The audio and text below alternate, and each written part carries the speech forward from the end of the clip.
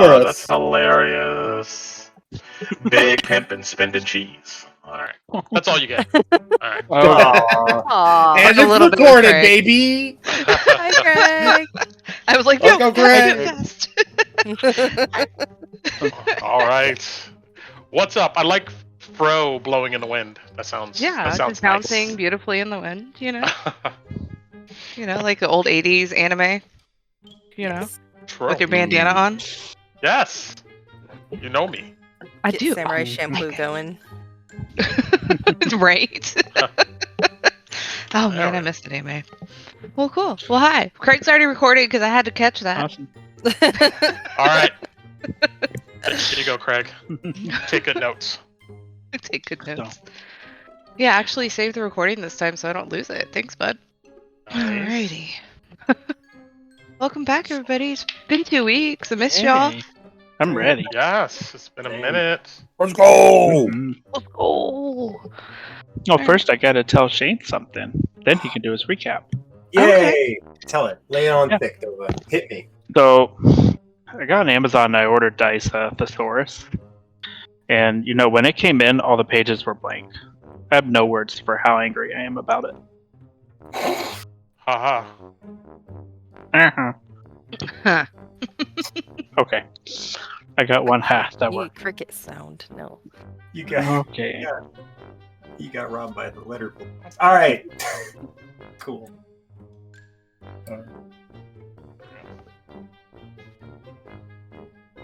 Shane recapping us, or did somebody else want to? I didn't listen to it yet.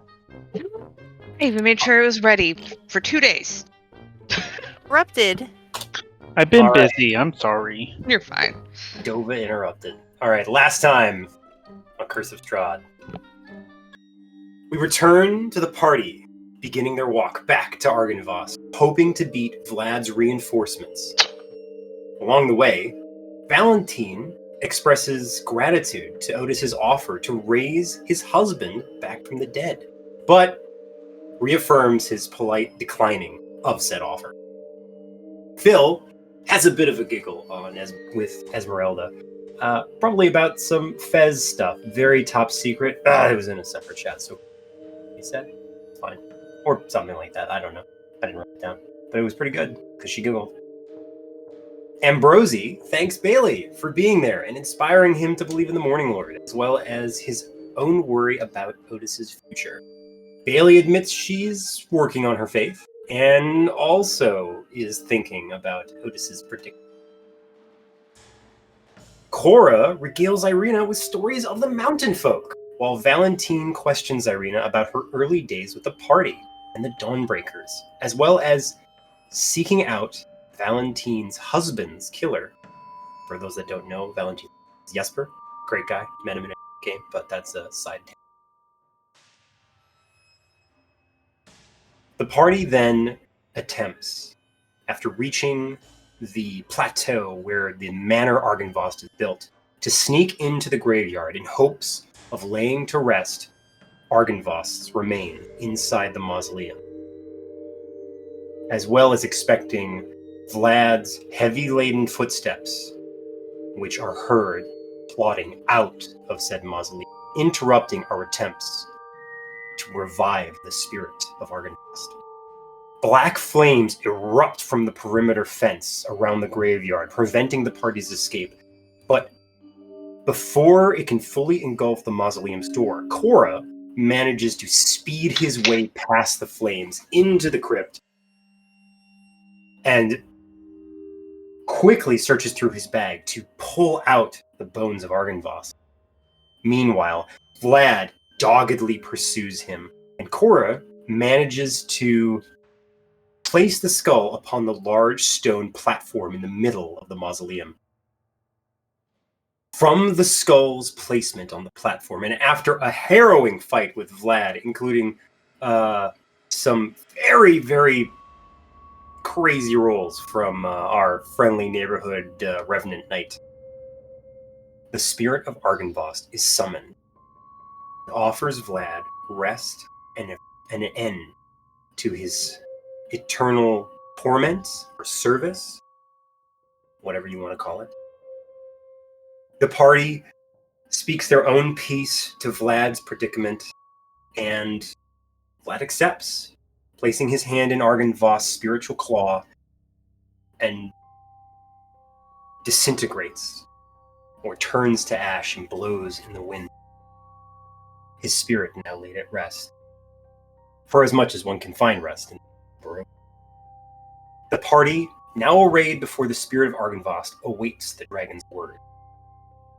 But before Argynvoss can speak, Sir Godfrey enters the crypt, the tomb of Argynvoss, restored to a previous and uncorrupted form of his former self, more in line with what he looked like unless I'm totally messing that up. We learn a few facts. Cool, perfect. We learn a few facts. The Knights of Argynvoss, all those revenants across Barovia, are to be laid to rest by Argynvoss in this moment. That Kasimir had previously visited Argynvoss in hopes of seeking out the Amber Temple, and did obtain aid from him, along with its location. So it's wise, if we wish to seek out the Amber Temple, to go along with Kasimir like he previously offered. Argynvoss then tells us what aid he will offer when we stand against Strahd in the final fight. Phil, hoping to take up this blessing of silver flames, lays his bow before the silver dragon spirit, who upon breathing upon the bow, turns it into a silvery color, blessed by the dragon, now imbued with his magic.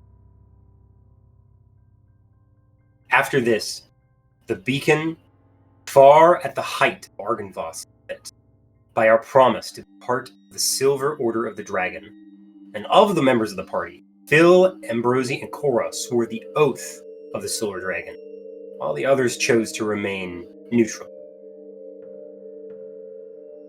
And with hopes that this beacon, Phil's new bow, and our promises to Argynvoss to reset the land, bring it back into the light of day, we end on the words of gratitude and the beacon of Argynvoss bathing the lands of Barovia in its silver radiance all across the realm. And we pick back up just after that moment. Take it away, Dice. Very nice. Very nice. Along with leveling up, did everybody add the bonus from the Beacon of Protection as well now? Yeah, it's +1. Let me look at my character +1 to sheet. AC and saving throws. Yeah. For the next week. Got it. Okay, it's 10. Alright. Yeah. Is that How do we something I manually can... add- Yeah. How do How do we add? manually add it to your AC? And roll Go 20 there. or D&D Beyond. Yeah, Roll 20. there's a global AC modifier field. If you click on the cogwheel tab in the top right, just after spells, you'll see it in the right window, I suppose. Under character sheet type PC, you'll see like show global AC modifier field, a little checkbox. You click that, go back to the core, and set up. Gotcha. Set it to be 1. Where did it go? Okay. Oh, it lets me edit it, but Go. You should be able to click plus to add a new field, and then you can click the little checkbox to turn it on or off. global skill. Is it Okay, on? it's down under damage modifiers above Yes. items. Got it. Oh, it worked. Oh, hey, look at that. Yeah? Hey! And you can do the same thing with your global save modifier. Yeah, I did it there. We do. So- We have global. Okay, to what kind of saves? All saves. We get a +1. All saving You can- throws. Oh no.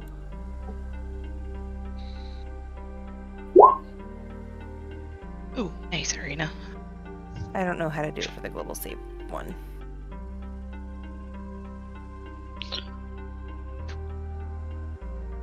You should be able to just type inside of roll 1 for your global save modifier. Yeah. You can also change it in the cogwheel if you just want to add it, so you don't have to toggle it on and off. True.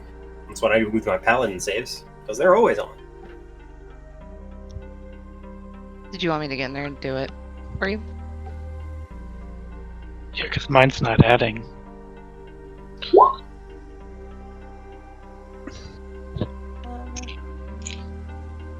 Global Is it save 18? throw Oh, I'm sorry. modifier. Do I Y'all- type it in there? Yeah, if it should just be under saving throws. And you'll see a global save modifier area with a little plus and a lock. You can add one and then click the cog wheel and title it, and in roll you just write one. I just Yeah, write 'cause one. you have That's all it does. It just has Okay, one. and then this is the beacon. I'm gonna call it beacon. Let's see if that works. Okay, Bacon. so then What are you? I don't. You think just I Don't spelled worry that about right. mine. I got mine done. Oh, I did yours. I fixed it Oh yeah, anyway. look at that. It worked. Yeah. Ah, I spelled beacon. Is that right? That doesn't look right. I didn't look, but That's it's right. fine. You're good. Cool. I want a +1 bacon bonus though.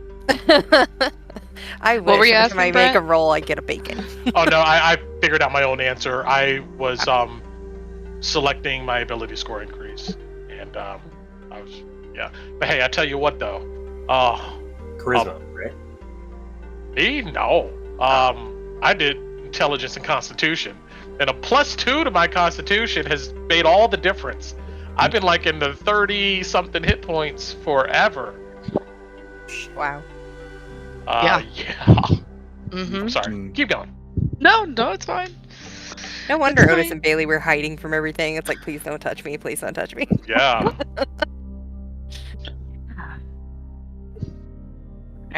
Everybody good mechanically? I Mhm. think so. Yes. Irina is. Well, that's what I was checking real quick. I think I forgot to do something for Irina. Level 8. Cool. Yep, she knows a higher dex score. Ooh. Go, Irina, go. Change your dex score because I got Esmeralda done. I only have 16 dex. Go, Irina. Okay. Alright. So yeah. You guys had just come to... We had just finished the ending where everything had faded away. You guys had seen your actions that you have done this entire campaign, and that beacon, that light had gone through, shown you the people of Barovia that you have helped, and the hope that you had instilled in them to welcome this light that they saw go through that now fills the entire valley of Barovia, jutting from this beacon of Argynvost. And you had put the Knights of the Silver Order to rest. You had been able to pick up Vlad's greatsword and holy symbol. You guys are just kind of standing there, catching your breath. What else are you guys doing? Val kind of looks around and goes, I guess the beacon's in our hand now. Yeah, the beacon is lit. I wonder how many What do we people do? saw that. Anyone not have seen that?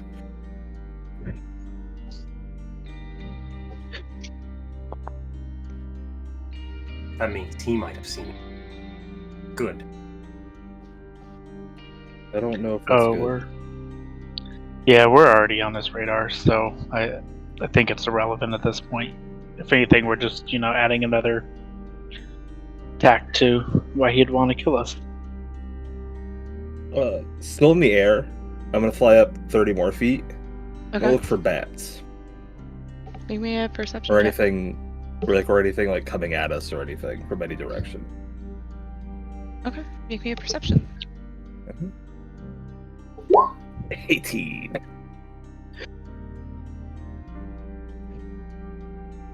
Nothing seems to really catch your attention. There's not too much you can see here because it is kind of rainy. Even though this beacon is slowly moving, this storm cloud that seems to have always kind of held over Argynvost, and the beacon's lit up, and it's that effect where you're in heavy fog or mist and it's bright. It makes it even harder to see through. but nothing seems to catch your attention. Well, he's not here right now. Oh, We have the day. Is everybody all right to make for Kasimir and the encampment? Or are you we okay? can't. Do we want to try to schedule to leave out tomorrow? Or do we want to leave out today? I would say time is of the essence. A week. I'm gonna fly It's, down to Cora. Sorry. it's a mountain expedition where we need supplies. Should we go back? You acquire them? Maybe it's safer. Maybe it's better we try in Velaki. I mean, we Ooh. can. Ooh. No, oh, Kresk is closer. Well, if we got to go talk to Kasimir, he's only 15 minutes out of Velaki. Thought we were avoiding Velaki right now. He's not in Velaki. Well, I just- it's state. No, I get where Bailey's going. To avoid somebody in particular, since he knows we went to Velaki. I just don't think that we'll find what we need in Crest. It's a wonderful village, but I don't think we'll find climbing supplies or abundance of food. You're right, Ben. Um, And Kasimir, who's at least made part of this expedition before, will probably have some good ideas on where to get this stuff, if anything.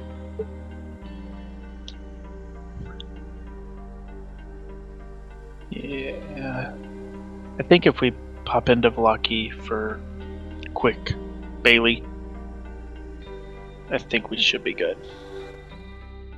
I just know we couldn't at least spend the night there that night.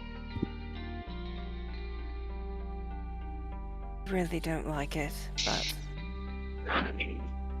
I don't either, but Kresk is always short on supplies from what Dimitri tells us, so I can't even check and see how things are there right now because I knew we were coming here and I was expecting a big fight, so I can't do the check-in bell. do you want me to call a Raven? That might be wise. That That's an idea. maybe. I mean, I can call a don't- Raven and have them deliver a message to Danica to make sure it's safe for us to go there. Perhaps she can deliver us supplies in the encampment. Oh, she's gonna send Big Boy if we need supplies. who? Erwin? No, the big fat Raven that we saved. Oh, Ridian. Yeah, the one that ate all my damn good berries. Him. He's a very handsome bird. Yeah, he could be voluptuous and handsome at the same time. I mean, I would feel better if we'd at least get some information about how things are there and whether or not we essentially brought Rahadin down on their doorstep.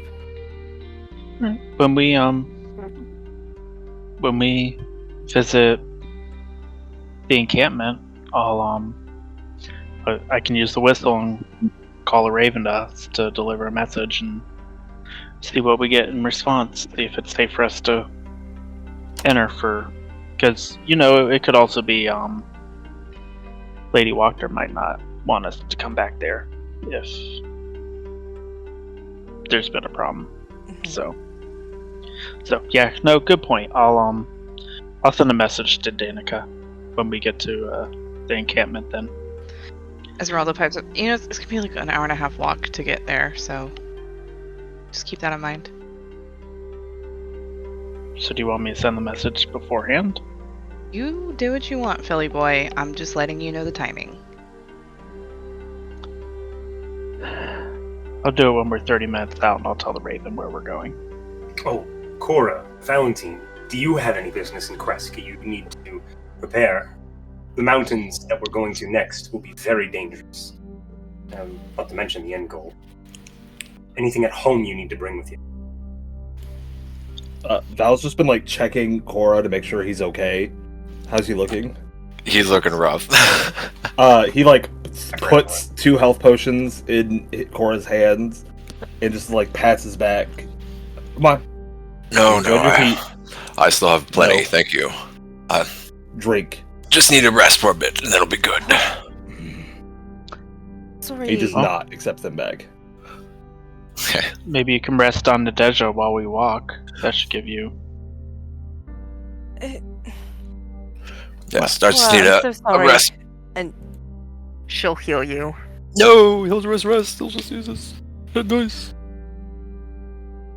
She's still gonna heal you. It's not gonna Okay. be like a big heal, but she's gonna give you at least a first level cure wounds. You're like, no, I don't want the pain. It's fine. Yes. Oh, good. No, ouch. It does. It hurts, unfortunately. Oh, you're sure that's normal?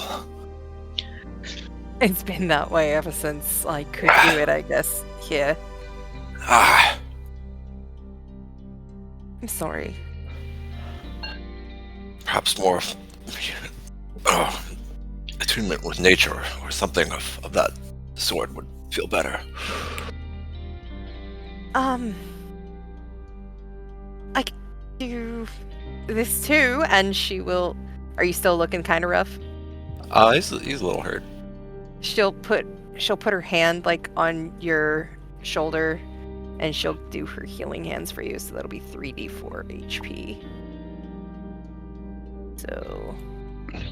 Oh, nice. Oh, Nice. Nice. So 12 points of healing with Full healing heal. hands. Good lord. Does this one burn? Nice. Yeah, it hurts. Like the fires, it burns, but from the fires, a new I'm trees kind will of grow. choosing to look at it as like you're kind of making it like you're cauterizing a wound where the burn helps it get better, or like splashing alcohol on something to make it, less likely to be infected. Look at it kind of like that. How you feel? Better? He just gives you a thumbs up. Bailey, do I need to make you a chomp block for when you're healing people? I'm not the one that gets hurt. Ask the people who I know, get but healed. you can give it to them, so then this way you know. I mean, you could Bear borrow down on their teeth. You could borrow Nadeja's bridle if you really need something light on. Ooh, is Tell that you what, leather? Phil, you make one. The next time I heal you, you can test it out. I think so. Okay. Should we get going? Are we good to travel? You can still ride on Nadeja if you want to. Haley's gonna cure wounds herself too. Be like, oh. He considers it, but no, I'll let the others ride. If Nadeja's feeling tired, she can ride me. What? With that impressive form you had before, I think that actually might be possible. Or at least can be.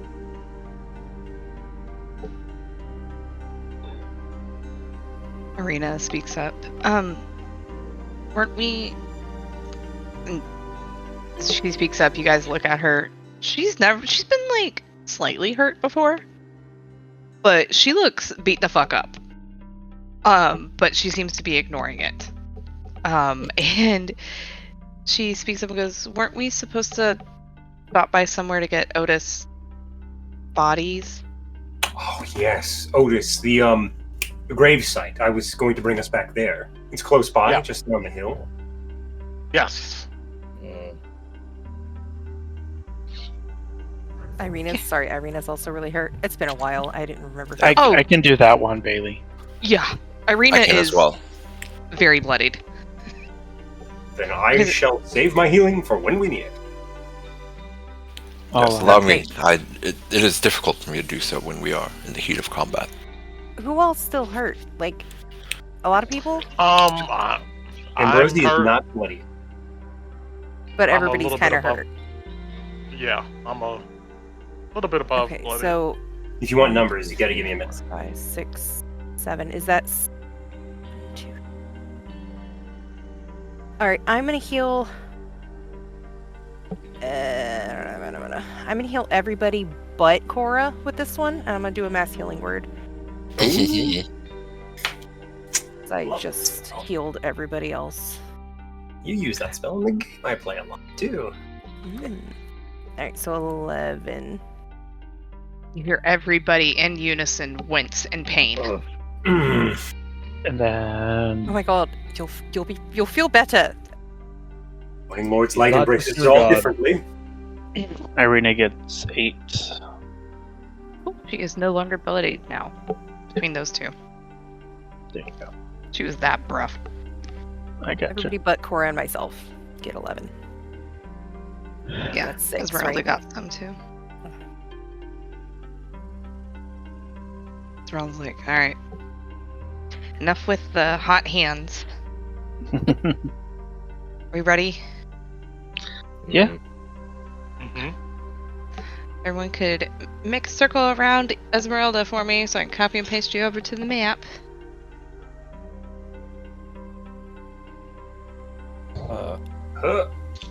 Come on, load.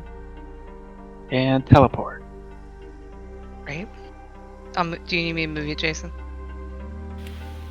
I'm getting there. No, you're fine. I don't mind doing it. It's just the dynamic lighting. Moving. Okay.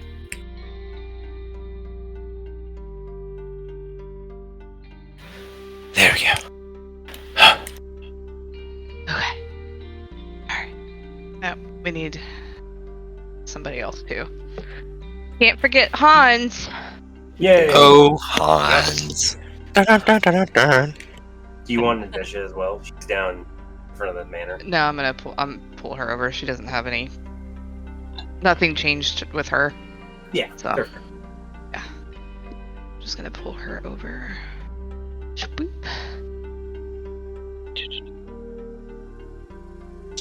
We're like a party of like 10 people. This is nuts. I think this is the Not biggest a party. boulder. Got a It's a squad. rock. The rock. Just the boulder. It's a rock. I like this map. It's a good map.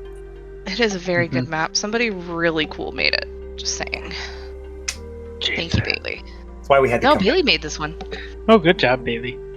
Yes. I like that boulder. That is a nice boulder. I was thinking that the whole time I made it. Yeah, Just so you guys. bold.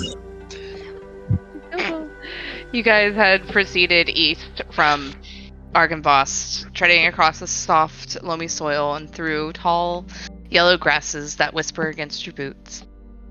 And it's not long before a wide, gray-bound boulder emerges from the mist, its edges worn smooth from water and wind, and it stands atop the grassland, a silent sentinel amidst the fog. And even though it's been a few days since you guys have been in here, you still see the evidence of the last foray the party went into this mass grave and digging up certain things.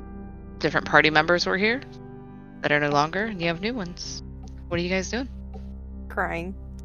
Right. That's a free action. Yeah. Cora's gonna like reach down and feel the earth, smell the earth, taste the earth. Okay.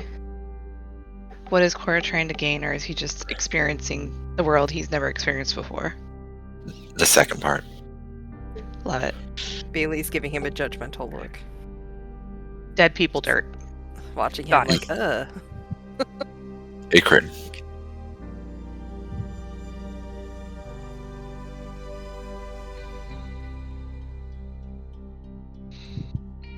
What are we doing? What are we doing here? Otis needs bodies. Enlisting the aid of former comrades, I think. Yeah, I go to the spots that I remember checking before, Mhm. and I'm gonna go ahead and let's see here. I didn't switch that out, did I? No, great. I say, this is gonna take a few minutes or so, and yeah, I'm gonna ritual cast Unseen Servant, and once that's done, I'm gonna go ahead and handle my shovel and tell them to get digging. You trying to find new bodies?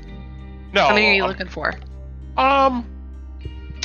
It's a good question. Because you guys had pulled up a few skeletons, if I remember correctly. Yeah, we dug up some. So they're still there, then we don't gotta dig them up or anything. Yeah, no, like Okay, cool. yeah.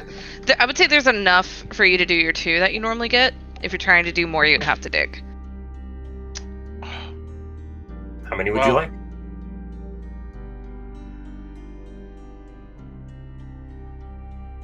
Let's just grab 2 for now. And, yeah.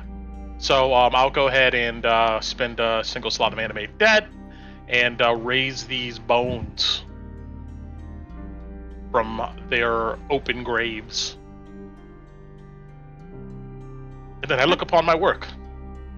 See? That wasn't too bad, now was it, everyone? Horrible. Alright.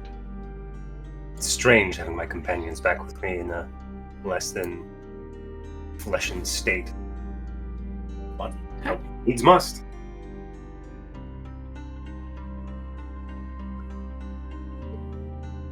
Alright, we ready then to get back on the road? Yes, we are. Yep. On the road again.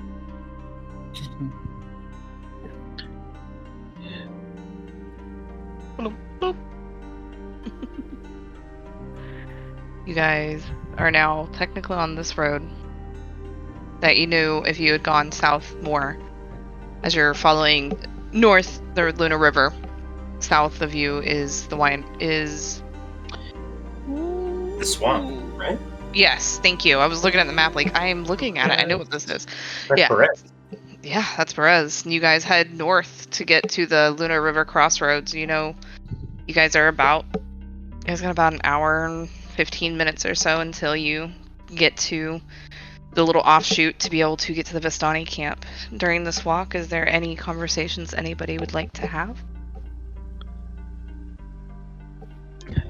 Phil's gonna sneak up with Esmeralda again to the front Hey. Eee. and go, you know, for being a half-elf, I'm usually immune to being charmed, but somehow you were successful. She just chortles, just bust out laughing. And she kind of like flips her curly hair over her shoulders and just gives you a grin. He just starts blushing and takes like a few steps back. I think Ambrosi walks over to Cora and offers Nadezha's reins, saying, Cora, would you still like to ride Nadezha? I haven't heard anybody else ask. No, some growth is good for the body. It'll like just kind of like cover his wound from getting thrashed by big boy Vlad. Well, if you're not keen on riding, perhaps you would indulge me with a question. A question or an answer. I know several of my other companions for having ventured with them, but I was surprised you swore the oath. But I must admit I don't know much about you. Are you a particularly religious man? No, not at all. For what It just reason? seemed like an exciting thing to do. Exciting. And the words sounded just, and I wish to see this land change. Been told many stories by my mother of the land as it once was, lush and green. And if we're doing what we're doing to bring it back to that state, then the cause is just. I suppose. Yes, that does make sense with the words we spoke. There are other duties when those words are spoken as well. Did you catch the meaning of them?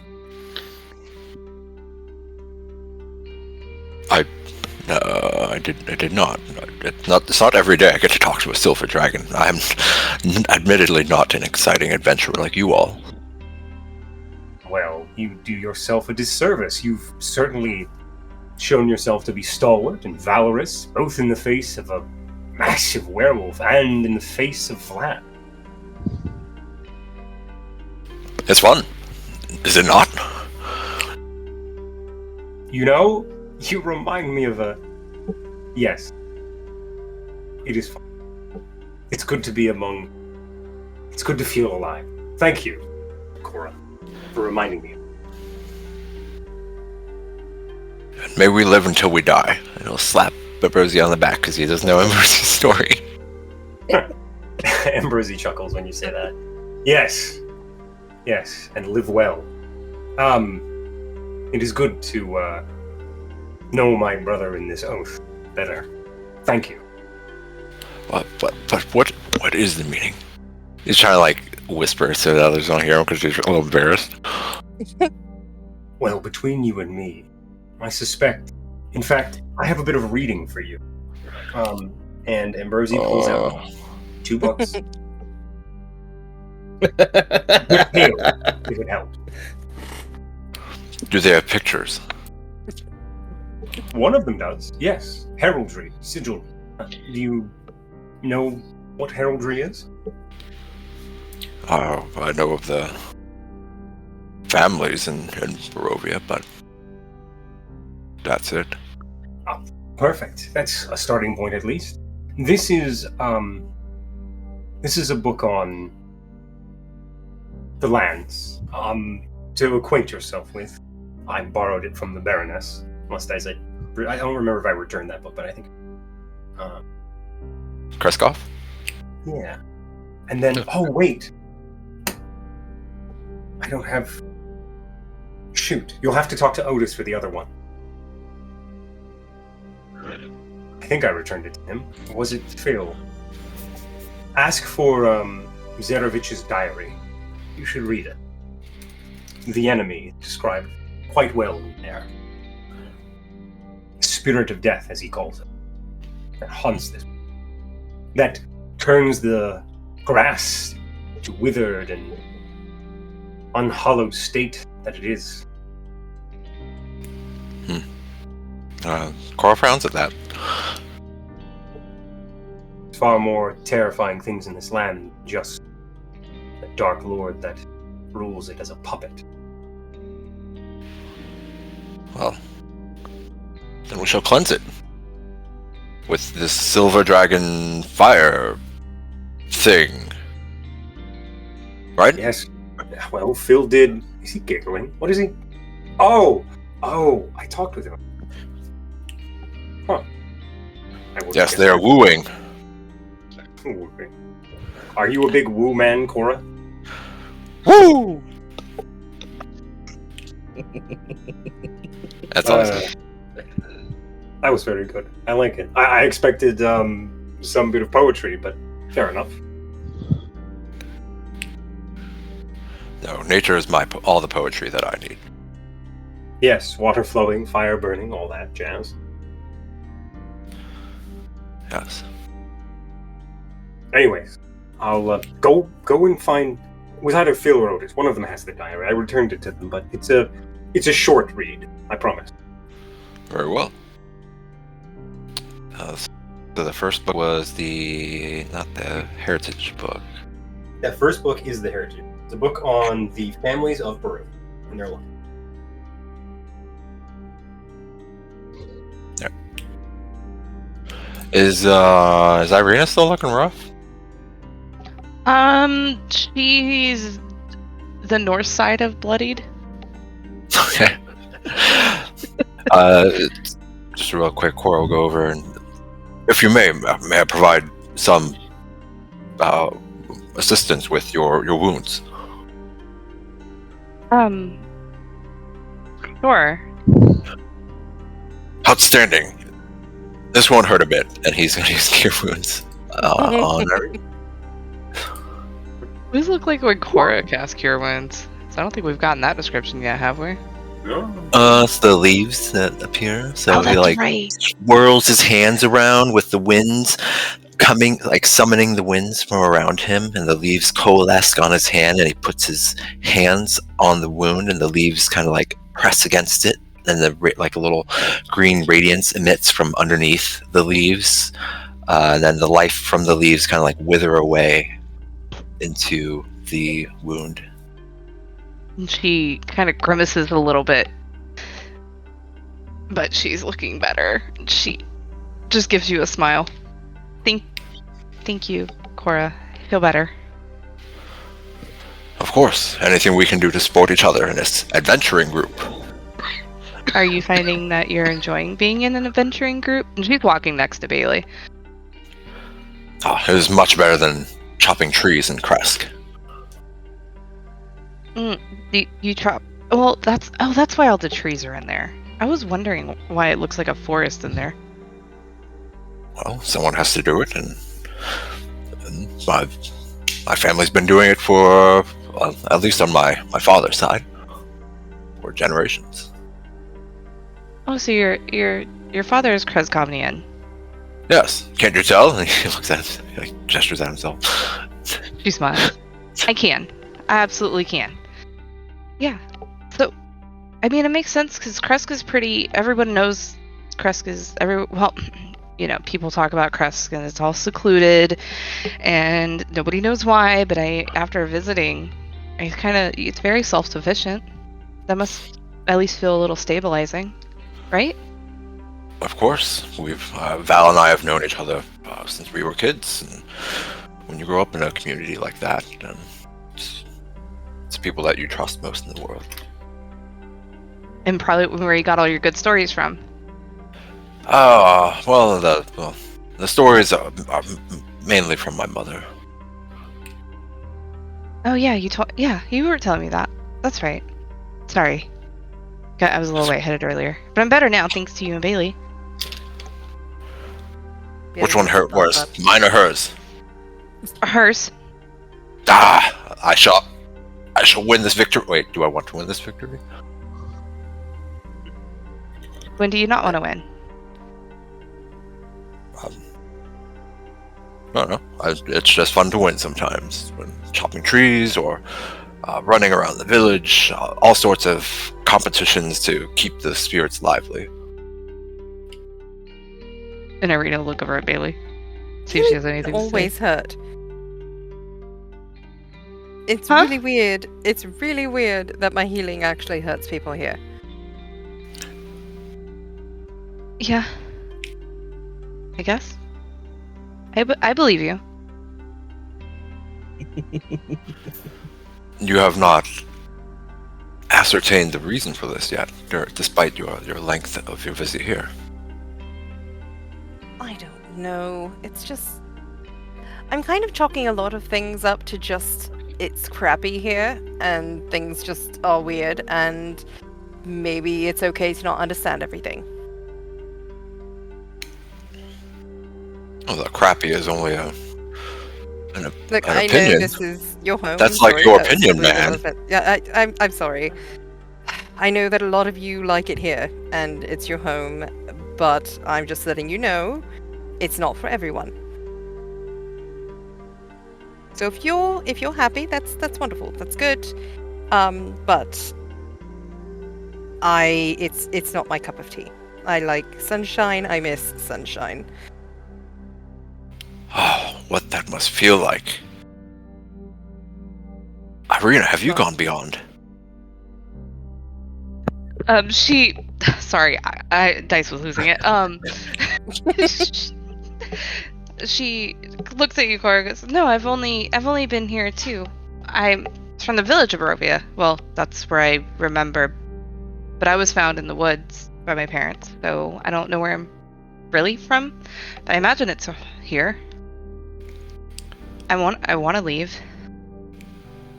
Yes, tell us of the sunlight, Bailey. What does it feel like? Have you not been around? You haven't been around when I've done that particular spell, have you? Hmm? Yeah.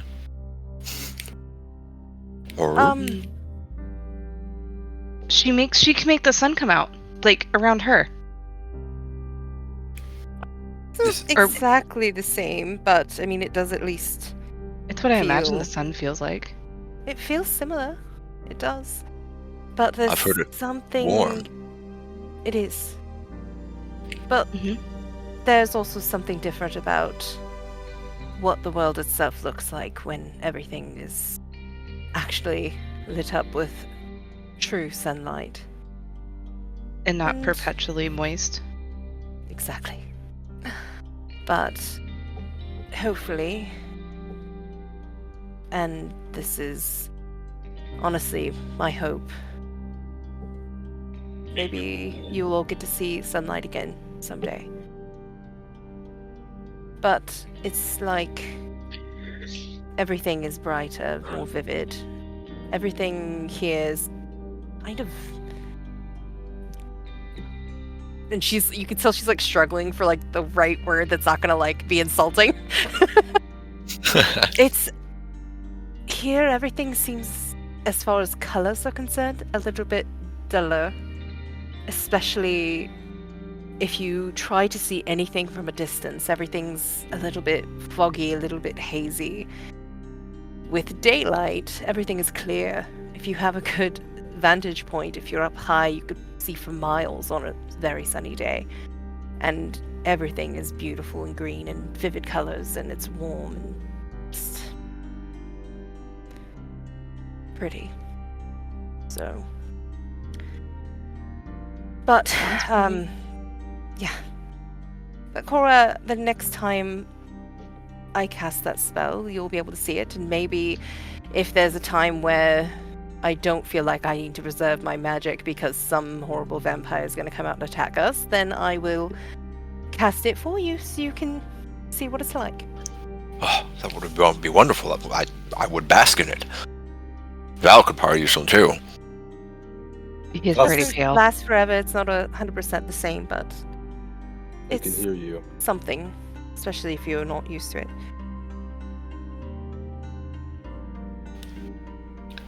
Well, then I hope we do not use any of your spells today, so we can experience it. Promise if we don't need it, I will show it to you before we go to sleep. Cora like claps a little bit, but like once he like realizes that he's doing it in public, he'll stop slowly. Irina would have joined in with you in the clapping. Val It'd be does, nice like, to very actually use that quietly spell when we're not behind. running from a vampire. What'd you say, Val? Val's definitely like doing it as well, but like quietly and while being behind them. He's not left within 10 feet of Cora the whole time. Cora will look back. Val, sunlight. She can make the sun appear in her head or Mhm. hands or something. No, it'll be around you. Yeah. I It'll heard be around that I both need of it. us. And everybody that's still connected had this. Oh. He'll say, and I heard it. I heard I need some.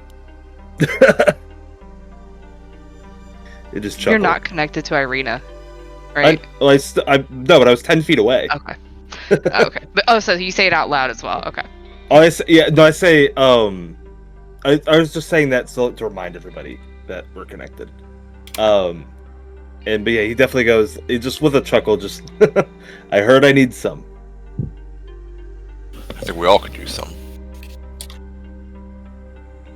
Oh, what the village would do to see that. Oh, how the children would laugh and talk about it until they were old. Like they're going to about the beacon. I mean, it's already a little bit brighter. Like a Yes. fraction. It worries me. Why? I'm just... We've been playing with fire this whole time. Me and Cora just barely touched ground. And... I don't know if we're ready. Are we? If it comes along, surely it would know what caused the sun or beacon to be lit. What do we do if he appears? I don't think you and Cora have to worry about it so much as we do. We're the We're ones with who you. have really pissed him off. Honestly, I'm kind of impressed that you've stuck around knowing that. Thank you. Well, the one thing we can guarantee is that these vampires, they don't like sunlight. Hmm. And so that should be a pretty powerful deterrent. Yeah, Bailey's spell is. Yes, but That it doesn't doesn't- last forever. I'm saying lighting the beacon. Well, I mean, it's just a Is little it the brighter. sun? It's not sunlight, though. It's more silver. But maybe. There's often a glimpse of light before the dawn. This is the glimpse of light. Oh, I miss sunrises. I want to see one. Arena, you're more than welcome to visit if there's ever not a horrible barrier that keeps us separate. I'd like that. Yeah, once if we get everything, when we take care of this, if I'm able to, I'll come visit.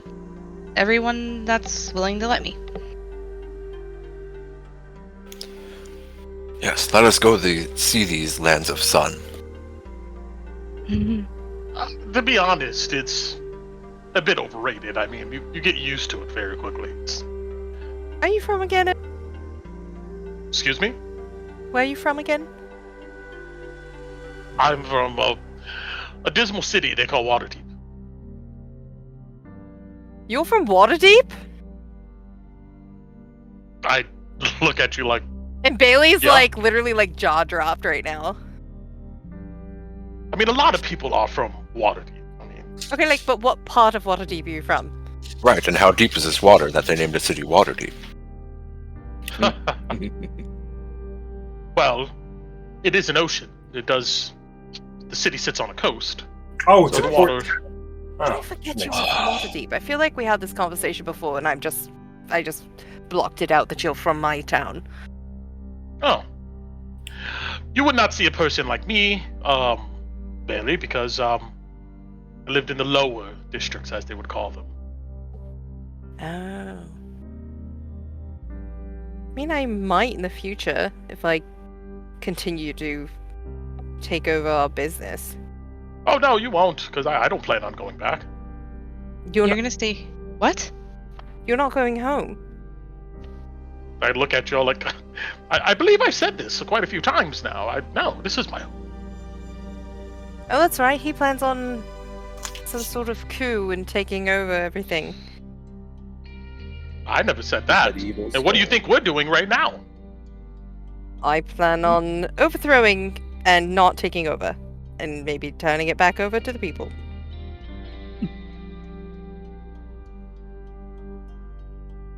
This is a land of going- kings, Going home. of rulers, of people who steward of Locke. Doesn't have to be. It could be theirs. Who's they? People. Don't you think they've put up with enough from the tyrant that is the devil himself? Oh, true. I mean, true enough. But these are all different people. There's the werewolves. There's, obviously the Raven folk. Then there's the different towns. The Vistani. All of them have their own different ways and their own different ambitions. And there needs to be someone who can keep the whole organized. Why can't they just all work together and, like, vote on a common law of some sort? Why does there have to be a tyrant? Yeah, Otis. I didn't say a tyrant. Not all rulers are tyrants. Look at Waterdeep, for instance. Yeah, the devil worshippers. Oh, sorry, that's a rumor, but I totally can see it.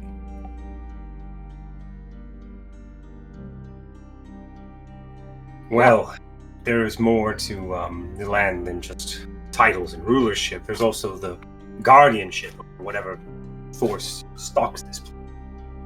Lest we all forget.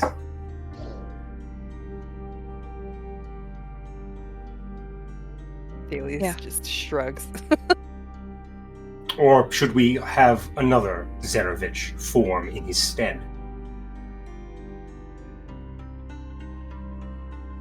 Personally, I think people should be free. Do what they want for once. If you do take over Otis, will you at least give those who want to leave and not be under you the option to do so? Of course. I'll hold you to it. But I'm telling you, like, the place where I originally came from, it's not that much better. I mean, you know, there was what, like you said, Bailey, demonic forces running around, giants, warring. It's a clusterfuck, as they say. Ace is You know, perfect. so I wouldn't suspect as much reprieve, back there. But at least you can leave. Yes. Huh. Agreed. If you have enough coin, maybe. The average folk couldn't afford a quote-unquote leaving. There's nowhere to go unless you have a gate or some type of access point. Well, if you take over, you'll have plenty of coin to give out to those who want to leave, right? I don't know what the coffers look like. I think we raided them.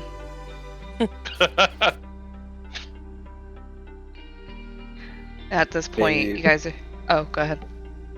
Bailey, if it's any consultation, even with the devil, I'm doing what I want.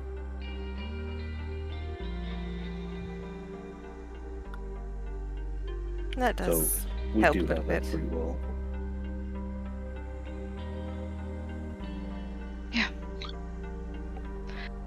About this point, you know, you're probably about 30 minutes out from the Vistani Camp. Phil, what are you doing? So, while listening to their story, Phil wrote out his letter to Danica, and I blew the raven whistle. Mm-hmm. And A few minutes go by. A little bit of time goes by because you know how the mechanics of that work. Yeah. And you and Val have high enough passive perceptions. My goodness, that you hear the call of a raven, but then a few more heartbeats go, and you hear footsteps in the underbrush, and all of you guys kind of stop because something coming out of the woods is always a little spooky here. But then you see the familiar blue streaked hair as Muriel walks out. Well, hello there. Where are you guys heading? outskirts of Valaki. Where are you headed? Wondering why you called. Oh. Sorry to bother you. I was hoping. I'm so bothered. Sure. I was enjoying one hell of a glass of wine at in the tap room, so better be You're welcome. good. Yes, thank you. Thank you, David. Barely gives thumbs up. I was wondering if somebody, or hoping to get a raven to deliver a message to Danica. Make sure we have safe passage in and out of Valaki after our escapade the other night. Has anything happened? Do you know? I mean, there's something really bright up in the sky that happened. Was that you guys? Maybe. She kind of grinned. Phil I mean, smiles. Yeah, I mean, it's Valaki. I mean, Yeah, but if somebody decided to show up there and raise all hell and put a bounty on our heads utilizing the people there, or, you know, Lady Fiona Wachter, if, you know, she says, okay, we're no longer welcome, you know, due to pressure from above her head, then, you know, just trying to make sure our asses are covered before we go into places we may not be welcome anymore. oh no, as far as I'm aware, her face kind of gets a little bit more serious as you kind of explain this, and as far as I'm aware, you guys are good to go. I mean, she looks at Val and Cora. Oh, I was mean there's- mugging her the entire time. She just kind of looks at you and seems very unfazed. I mean, Sorry. Oh. Cora. She's like pointing. Yes, Cora, third speaker. oh, nice to meet you, Cora. She'll go to shake your hand. Yep, shake it real hard. She's got a decent grip on her too. Nice, and I don't think Val, you want a handshake, do you? He just shakes his head no. Fair enough. Yeah, everything seems as status quo as it's been. Nothing that we've heard inside and outside of Velaki. No people walking around with the screams of the dead following them. No. Oh, that's good. Can I side check her on all this? Yeah, go ahead. Yep, I believe her. Val does too. She's not giving any of the typical looks that somebody, Yeah.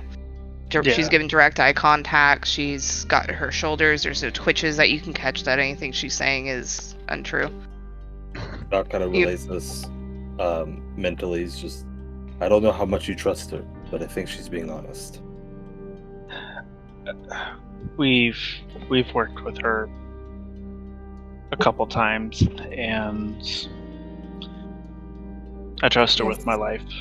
She's gotten us out of some very serious situations. But she came from the woods. I called for her. Came I from know you couldn't Velaki. hear it. I'm right here.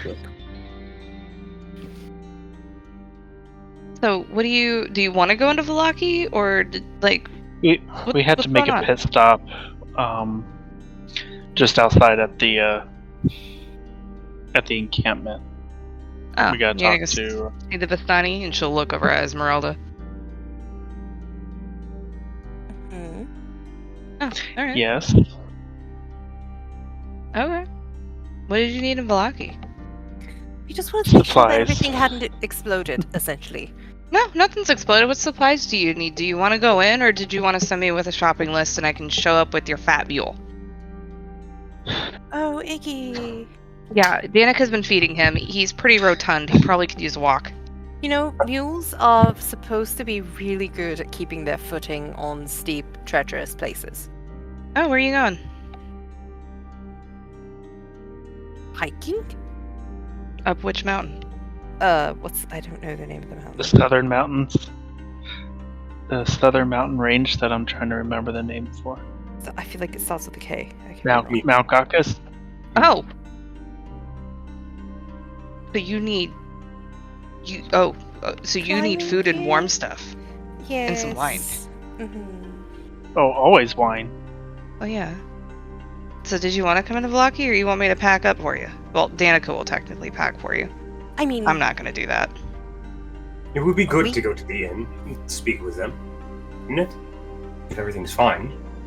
Yes, trust you. I would have an errand. I would want to run inside. Same here. So we have people watching to see when we return to Velaki. What'd you say? What if there's people watching to see when we return to There's always Velaki? people. There's always people watching about who's coming into Velaki. No. I'm talking about, like, the people we significantly pissed off. Muriel. Oh, you mean the guy's castle you raided that I Yes. helped you get into? Yeah. Yes. mhm. So Yeah. I'm wondering if maybe there's someone hiding out or whatever is watching for us, and then that's just going to bring the hammer down, so to speak, if we come into Velaki. That's I my was- concern.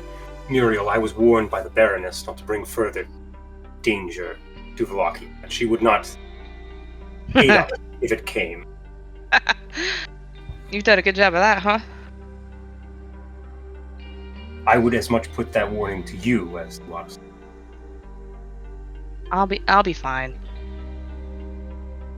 I think we'll make our trip ourselves, but thank you for the offer and at least the information, though we,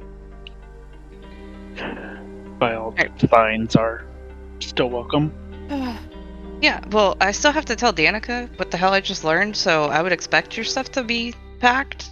So, because I'm not gonna piss that woman off. You guys can go ahead if you want to. honestly, we need to speak to someone at the Vistani Camp, find out what it'll even be like climbing the mountain, Glaucus, and what materials. I've never been. Well, it's cold as shit because it's covered in snow. Anything else?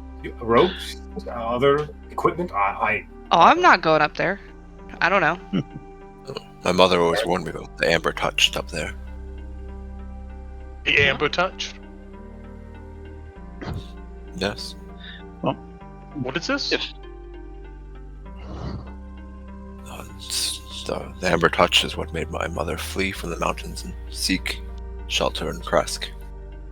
Do you mean the Seekers of the Amber Temple? All the ones that already got to the temple. They are just known as the amber touched. It's hard to describe. They just have. He's Have you struggling. seen these beings? No, they're just from stories that I've heard. Creatures come in different shapes, sizes, strengths that are unimaginable, but enough to make my mother and some of her people flee.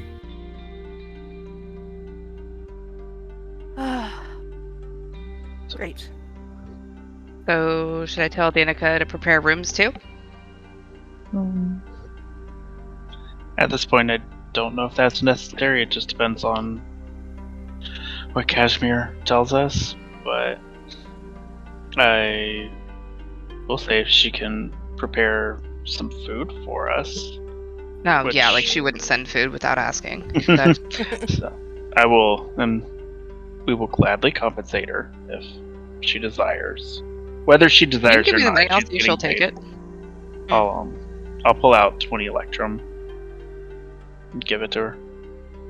She holds out her pouch. Yep. That has you dump it in. I put Awesome. it in there.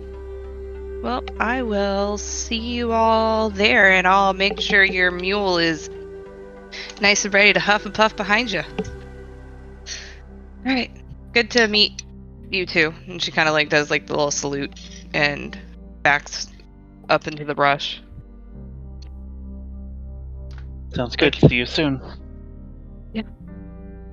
And a few moments later, you hear the caw of a raven that kind of comes out from the brush, and you see a raven with blue-tipped feathers kind of circle over you guys, do a little spin dive, and heads further towards Vistani. She's one of the Raven folk. Yes, she is.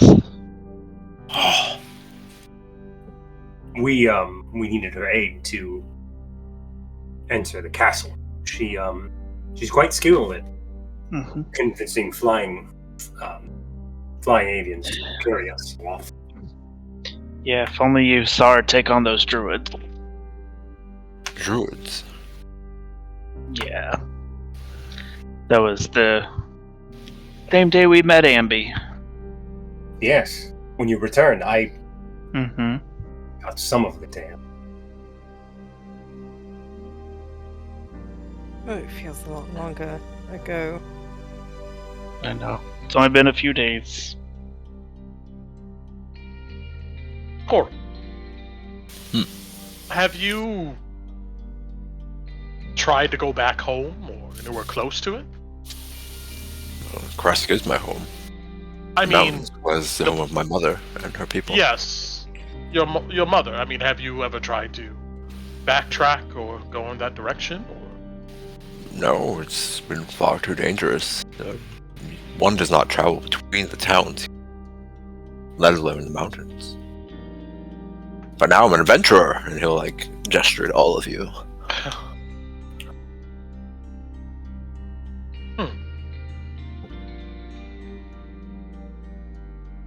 I just nod my head to that as I'm kind of thinking a bit deeply. Okay. Guys, follow the road. Esmeralda kind of darts in. It's another footpath, one that's closer to this side of the road that you guys are on. So you duck through the woods a little bit, and you once more can see the smoking column rising above the trees that you know to be the main fire pit in the main camp of this Vistani encampment. You guys are here. Everybody has been here at this point. Yeah, because Cora and Val were here the first time you guys came through.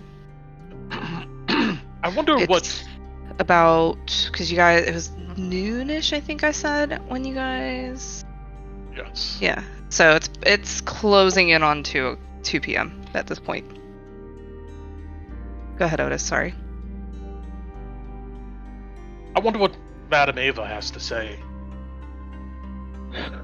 about Well, the that's a long ass walk. No. Sorry, Otis.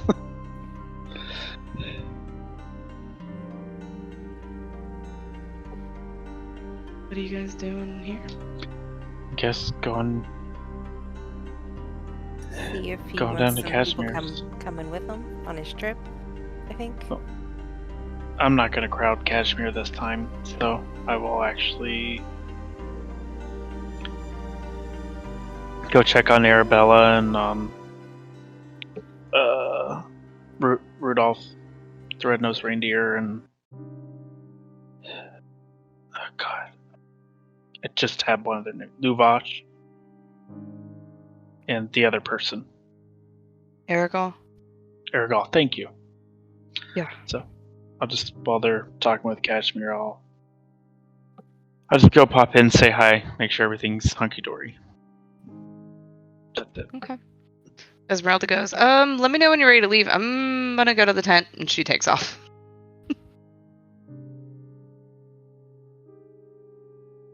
Anybody else not going to Kasimir?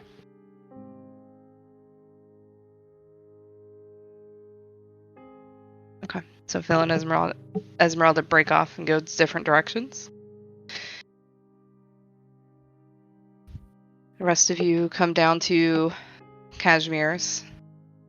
I was gonna be saying it wrong. Hovel.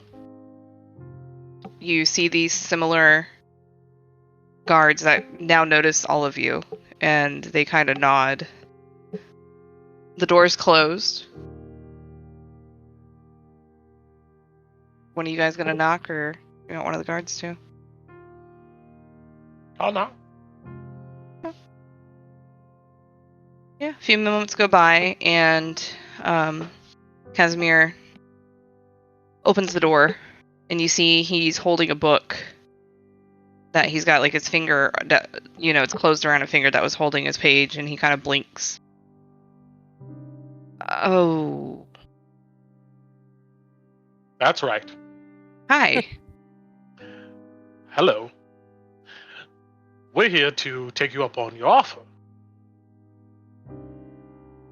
Okay.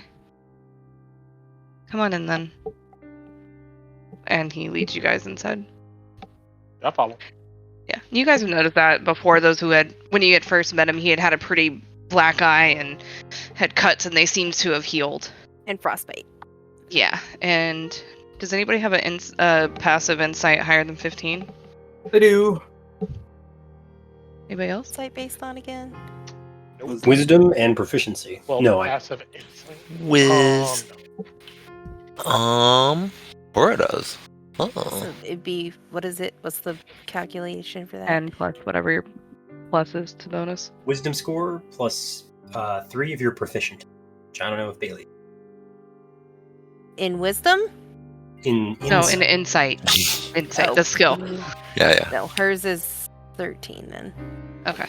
So those who do have more than 15, you quickly notice that he seems to be in a very gloomy and melancholic mood. But he seemed to brighten a little bit as you guys had come in. And he follows you in and he goes, sorry, I was reading. I can make some tea since we're here to talk, if you want. Sure. What were you reading? Oh, and you look and he shows the spine and it says the crags of Mount Gaucus. by Finderway Ulbrich. Huh. Did the beacon really give us away that much? That was you. I mean, It was who us. else would be? I've seen a lot of things through the years. I have learned that assuming without the proper knowledge can lead to catastrophic calls one can make. I was pretty astounded by it. And looking at it, I felt something that I hadn't in a long time, though I couldn't say quite what. And you see he's kind of looking off into the distance for a second. Like a memory or a feeling? Yeah, a feeling. One that's evaded me for quite some time. One that I think our fallen companion had been trying to instill. Anyways, yeah, he starts going to make tea. You can tell he's kind of like somewhere else in his head. Well, since you will be our guide up to Mount Caucasus, I mean, maybe while you make that tea, you can tell us some information you've gleaned from that book and maybe some of your experiences.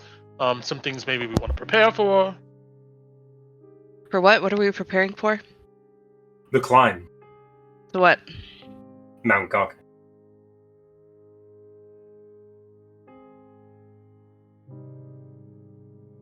Why are we going up there? Well, a mutual friend of ours said that you asked for directions once upon a time. We aim to go the same path. I do recall speaking with one of the knights there to ask whether he had seen her, and you see his brows kind of furrow. It had been some time since I last encountered the Order of the Silver Dragon, so our conversation may have wandered down other paths. I can't recall which other specific topics we discussed, however. Argynvost was far more direct than Lucas on that regard.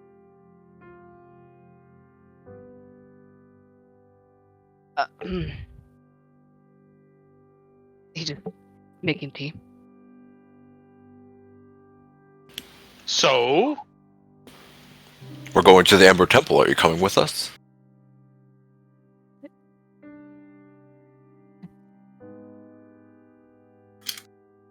Amber Temple was once rumored, according to legend, to guard secrets hidden in amber. No one has ever seen it, however. He kind of laughs a little wryly. Some legends are just legends, I suppose.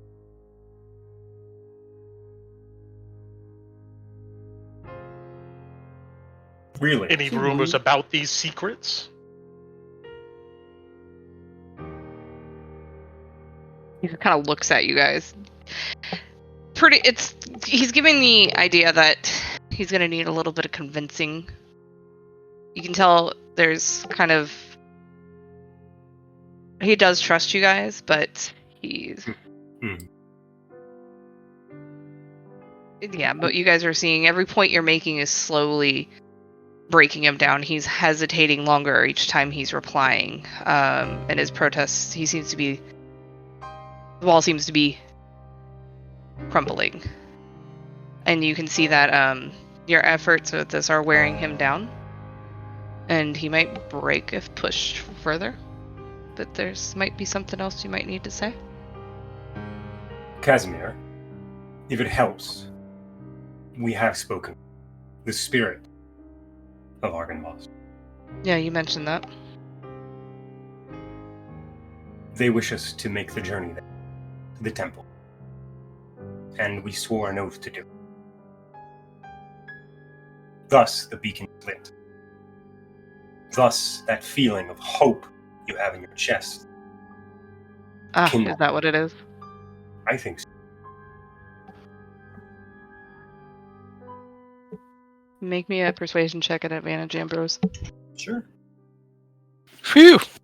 Good thing it's him. So I kept my fucking mouth shut. You. 18.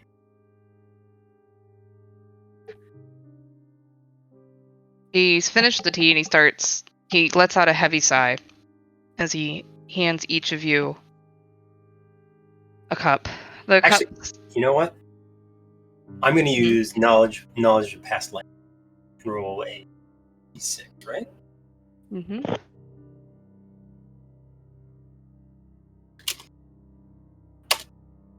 Oh, okay, 24. You remember, as weird as it is, as you're speaking to a person, you remember a particularly difficult time when you were traveling through these woods before the mist and everything, having to nudge Nadeja and will her to trust her and hope that she could make it across a fallen log that was all of 6 inches high. The memory you get with your flashback.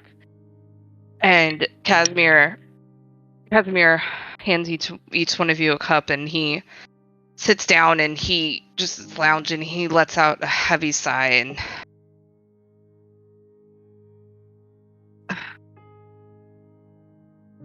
drink your tea.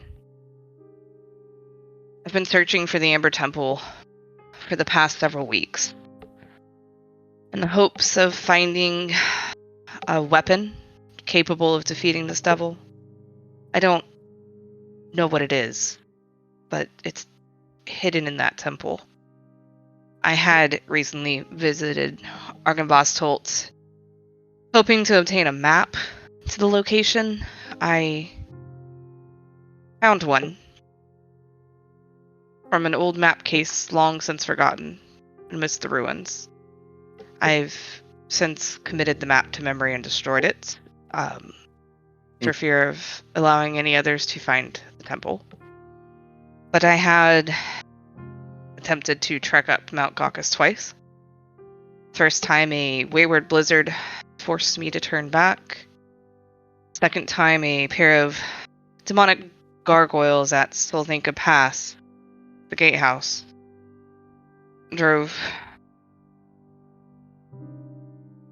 crashed down a snow bluff into an icy chasm.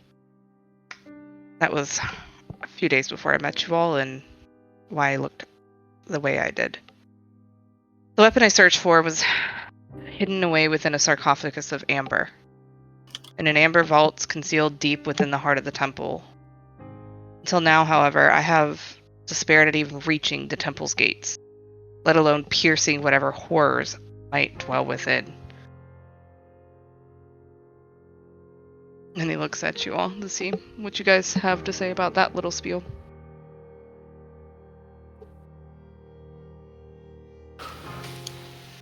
Well, that sounds exciting. Are we leaving now or tomorrow? It's a little late. Leave now. We can leave in the morning. And you look fine. He points to you, Cora and you, Val. You two look well equipped with the right clothing, but the rest of you might want to stop by the Arasok stockyard in Vallaki and get some supplies. Since you all did help Baroness Wachter get in, it's been nice to actually have the option to go in if I wanted to. Weren't allowed in before. It's been many years since I last visited, but I don't imagine the friends I once had there still live today. Perhaps even their children and grandchildren have passed, and you can see he's lost in thought again. Go ahead, Ambrose. Oh, he answered the question. Kasimir, we heard that there were some druids, folks who maybe worship some of the old gods and stuff living up in the mountains or around that area. They used to, yeah. They used to. You haven't came across any in your recent exploration? No. Mm-mm. You have the ones that... You have the... I forget what they call themselves. The ones that are... Yeah, well, that's the ones that we're talking about, but then you also have the ones that are down here causing mayhem and chaos. We know about them. Yeah. But there used to be mountain folk. I don't know if there are anymore. he kind of side eyes and looks at you a little bit, Cora. The amber touched, yes. What are the amber touched? Oh, just stories my mother told me of those up there who are deformed, and I actually don't know what I was wrong talking about the amber touch. You only have the notes I sent you. Yeah, Not supposed to no. know much, yeah. Yeah, okay. He kind of narrows his eyes a little bit and leans forward. Your mother is from the mountains? Yes, and he like kind of gestures at himself. Yeah, you look like some of the ones I've seen there centuries ago at this point. And he holds the little teacup with like his fingers pinched around the handle. Does the mountain folk still live? No, not that. Well, I guess we don't know. My mother fled from the amber touch there. Huh. So it's sounding like any of the mountain folk who were left behind probably was corrupted by whatever force is roaming around that area. Another thing to look out for: blizzards, gargoyles, amber touched. Yes, I believe we may be gone for multiple days, and I cannot speak to what other darkness and horrors we might find within the temple itself or on the way there, but I would advise you all to be prepared for anything, and when you are ready to leave, we can set out at first light on that morning to give us plenty of time to get up there. It's quite a trek. And your goals are still to see if you can find this artifact? He nods.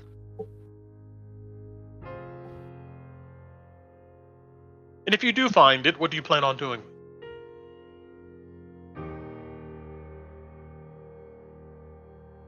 Give me a persuasion check, Otis.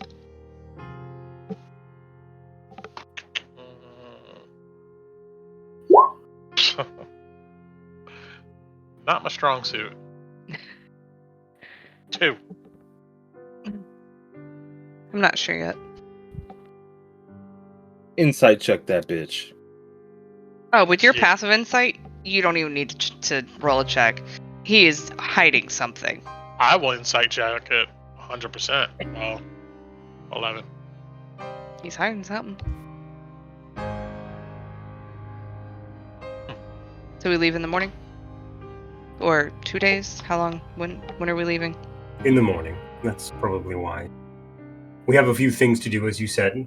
Supplies to collect in Vallaki, and folks that we wish to say our goodbyes to before we head up into the mountain. What, you plan to die up on that mountain? Every day of life is a gift. We should honor it. Without knowing No. your plan, we might.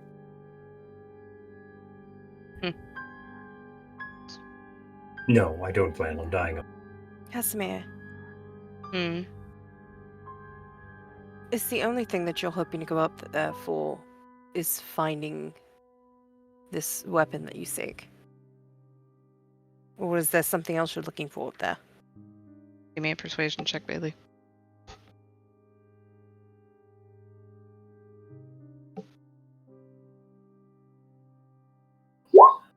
There we go. There we go. He kind of sighs, and he just scoots over his teacup that he hasn't touched. Have you drank in your tea, Bailey? Oh yeah, Bailey would have been nursing the tea, for sure. Yeah. He would hand you over his untouched tea. Well, I'm still not sure what I'm going to do, but I can tell you what I'm... This weapon. It was hidden over 4 centuries ago by my sister, Katrina. She concealed it in a place where Strahd would fear to tread. And recently in the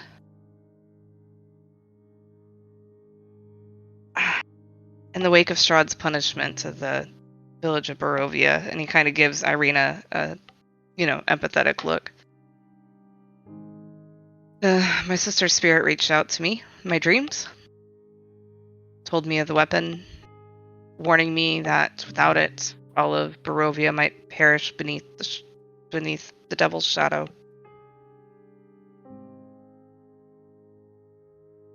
So I don't know what I'm going to do with it.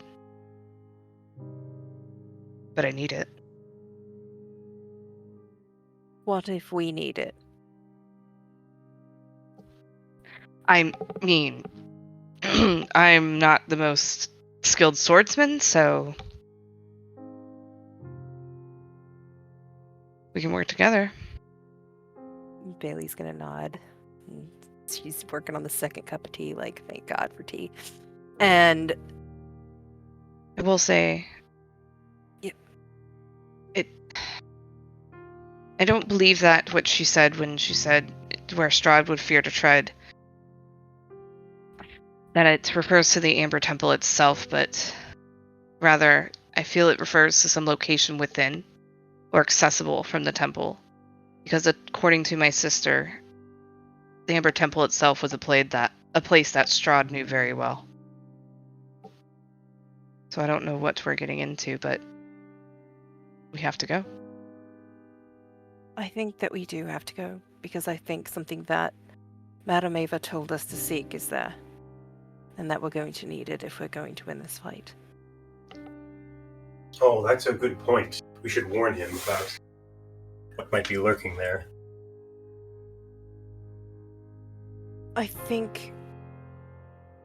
do you think she protected it somehow, or that it's the temple itself that's protecting it and keeping people away? I think I'll answer some more questions once we set off on our journey. It is a very long story. It kind of gives you a half smile. Okay.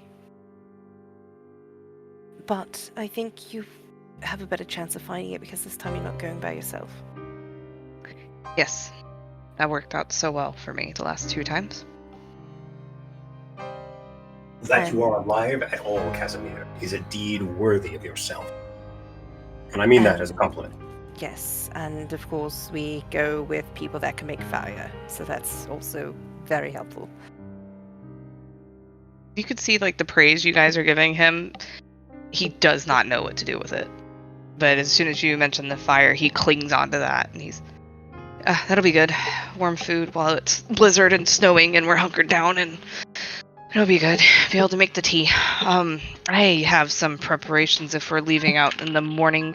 Did you all need anything else? I did have a question for you, but I suppose that can wait till our journey. Yes, we'll be together for several days. Is there anything we should make sure that we get that's not obvious for, the journey? Extra socks. That And might be maybe a good. nice sweater. Food, something to use for shelter if we can't find any. Warm clothing. Wonder whether Iggy's back will hold up with all that weight.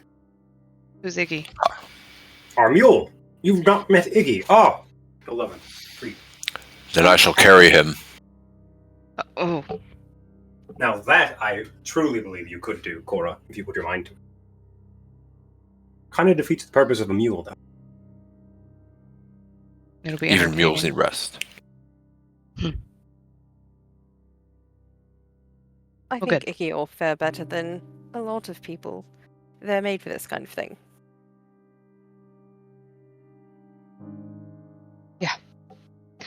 Well, and he stands up, looking awkwardly because you guys haven't left yet. And he's already asked you to leave. Bailey's finishing the last of the tea. Just downs. Thank you. I'll meet you in the morning. Here, yes. I'll be waiting out at the footpath. Very well. We might be staying in town or coming back here to rest. If we do end up in town and you want to get, a drink or something before you set off on your next big adventure, you're welcome to come and visit us in the tavern. I have much to prepare, and I'd rather be alone. Thank you. Well, the invitation's out there if you change your mind. I won't. Thank you. Right. I think he's had enough for today. And she's like ushering the others out. Thank you again, Kasimir. We'll see you tomorrow. And he walks you guys out and closes the door the minute the last person is out. It's not rude, but it's very like, I've had my people meter filled up. Phil. Is there anything? Hey. You wanted to go see Arabelle and Rudolph Van Richten? Yeah, I just want to check in on everybody. Make sure they're all alive and alive. Just like you had seen earlier in the vision a couple hours ago, you find the Rictavio's Carnival of Wonders wagon with Van Richten, Arabelle, and her father Lubash, whose Ericol isn't anywhere to be seen. I'm guessing you don't fully stealth up? Nah. Yeah. Because even before, you're still quiet naturally, but before you even get to a point where somebody should be able to see you, you watch as Arabelle's face just picks up and looks directly in the direction you come out of the brush from. And she gives you a bright smile. You did it. All of you did it. Still more to go. Yeah. Yeah. And she crawls out from her father's lap and comes over and runs up to give you a hug. I hug her. And Luvash kind of gives you a nod. Not sure if you're wanting to talk to him, and you see Van Richten kind of looking deep in thought. Just making sure everybody's alive and well, and know we're about to head out for a few days, so. Okay. Van Richten says, I'll be here. Sounds good. So. Thanks. And he looks. Mm-hmm. Sorry.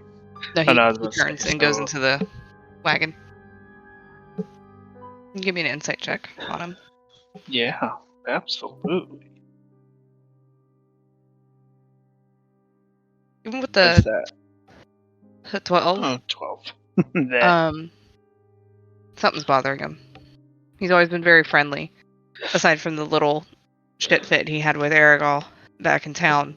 He's been very friendly and honest and pretty open with you, but there's something heavy weighing on his mind, whereas everyone else has seemed kind of more uplifting and happy with, with this beacon that you just lit. It seems that Van Richten is worried. I look at Arabelle and move my glance to Luvash. He's just watching you. Have our escapades cause problems for you guys? Luvash shakes his head. And I kind of nudge my gaze toward the cart. What's going on then? Arabelle answers that. I don't know yet. Something's bothering him. He seems...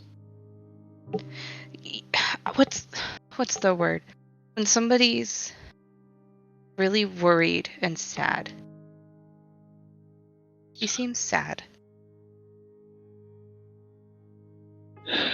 There's something heavy on him.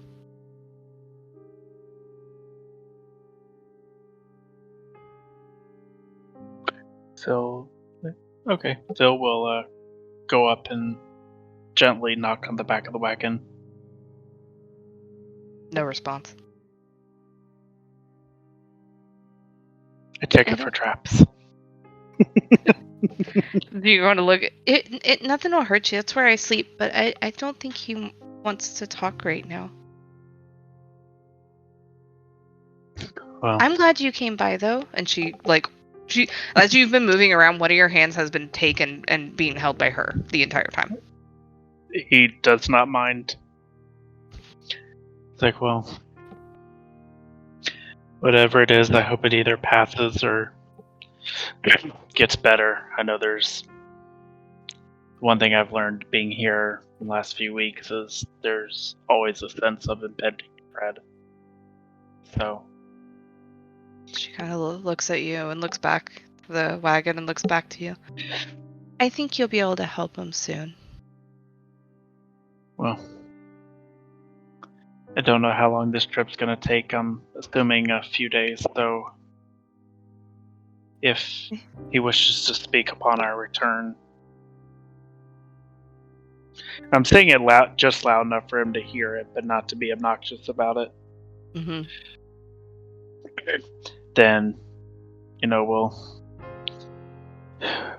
we're not hard to find. No, I think that him and someone else will need your help. You and the others. But not right now. I hope you have a good couple days. Yeah, get to go play in the snow. Stay warm.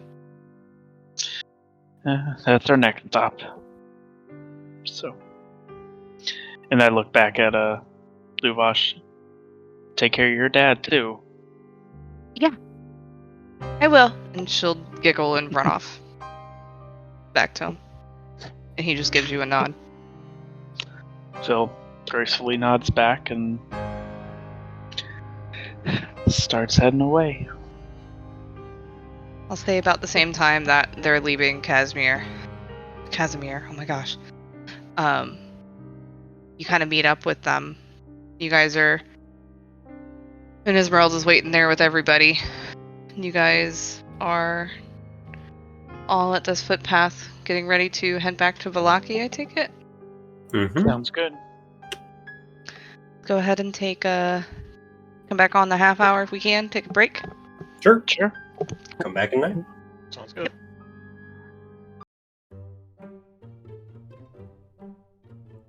All right, I'm back. Hello, Hey, back. Hey, hey. Where'd Shane go? If you're back, you changed names. Yeah.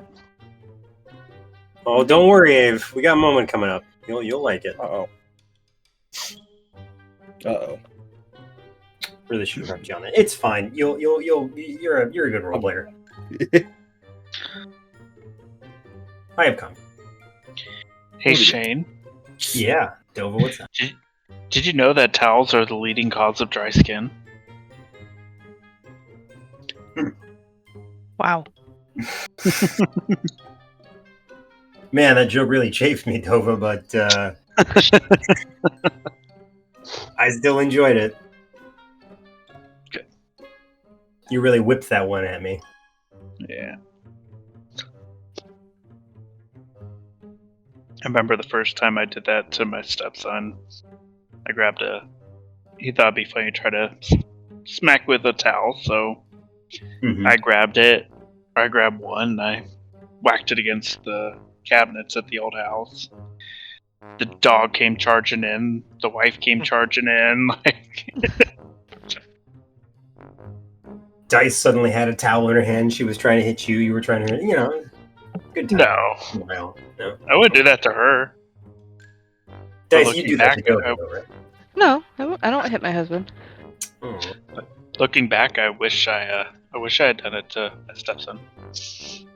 You got Joe a few times. Yeah, but not full on. I was always You got him good one time. You felt so because he bad. moved into it. I know.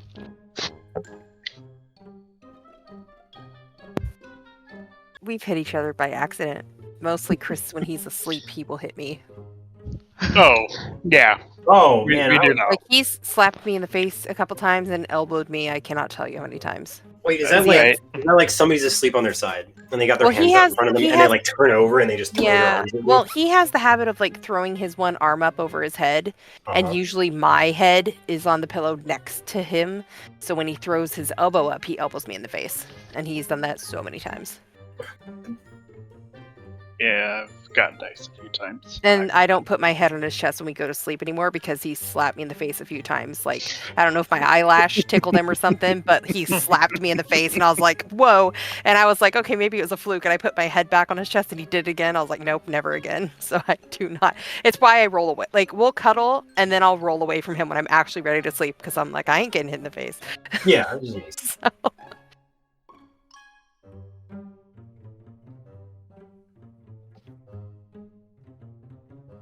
Just letting Jason get a minute to get back in the game. Oh, I'm here. Are you here? What did I see you on the bottom? Switch my computer. Yeah, I figured that's what you were doing. I was waiting until you popped back up on the Roll20. But you're here? Yes. Okay, cool. Awesome. Alright. What's your marching order as you leave? You guys are heading down the road. I suspect Nadeja and I are in front, but you guys let me know. Somebody else wants to take the lead? That works. I'm okay with whatever. Val is in the back with his head on a swivel. Okay. Bailey's with Irina, wherever she is. Yeah, I'm just in the middle, kind of where I'm at now. Guess Phil's gonna be more toward the front behind Ambi then. Yeah. Alright. I'm already on a different map arranging you guys, so. With Val. You're in the back. Okay. Yep. Alright.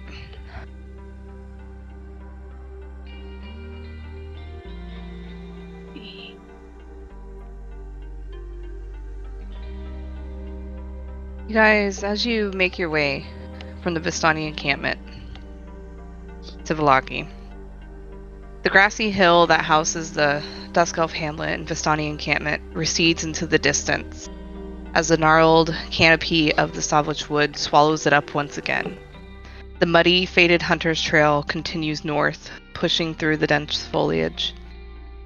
As the northern tree line comes into view, the hunter's trail splits, the eastern branch meandering further into the woods, while the northern branch curves towards the pale thread of the old Savage Road in the distance. The air here is cool and quiet, with nothing but the rustling of leaves to fill the silence. And the stillness, though, is broken by the crunching of wet mulch beneath boots. 7 mud-stained figures emerge from the eastern trail, their faces dark and stony. 6 bear spears and crossbows, their chests decorated with the familiar rusted mail of the Valachian Guard. The 7th you recognize instantly, the previous Baron Vargas Velakovich. The Baron does not seem to have endured his retirement well. His greasy hair is unkempt, and his clothes are unwashed and haggard. His jowls have grown only looser, and deep puffy circles mark the flesh beneath his eyes. Just above the coarse, messy stubble that lines his jaw and chin, he wears an ill-fitting breastplate, with an unpolished scabbard tied to his hip. Even from a distance, he reeks of sweat and stale wine. There they are, Vargas rasped, his bloodshot eyes twitching. The treacherous vermin. I'm gonna go ahead and get you guys on the map.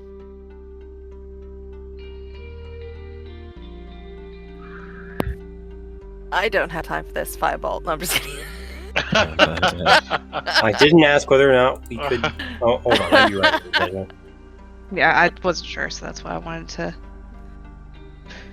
And he. Bro, you're so.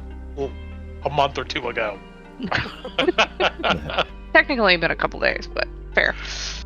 And he looks at you, he says that there they are, he rasps, and his blood red eyes are twitching, the treacherous vermin, and he's pointing his finger at you as him and the guards with him stop. You've allied yourselves with the devil and brought ruin to the good people of Velaki. You're cowards, poisoners, and usurpers, and dabble in the dark arts, and he points at you as well, Otis. The Walkers have always been known to consort with vampires and devils, he sneers at you all. I suppose it's no surprise that they would lower themselves to filth such as you.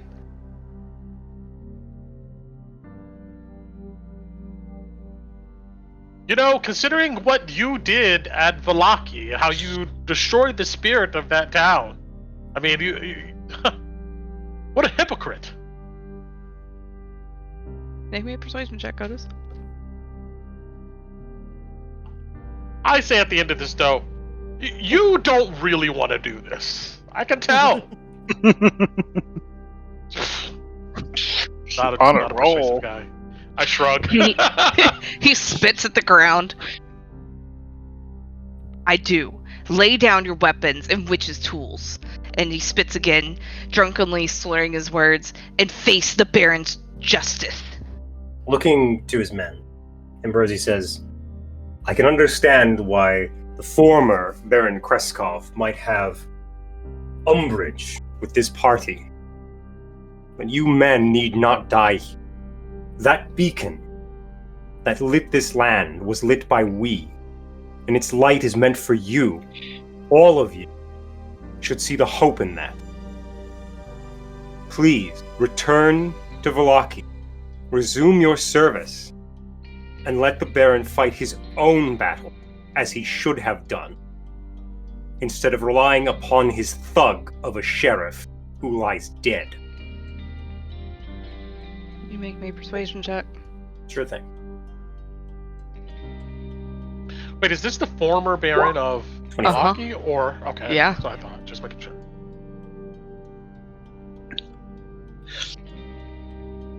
And you see, like, the guards had started to get their weapons up. And Vargas looks back at them. And they look back at you guys. And they slowly start going into more of a resting position. And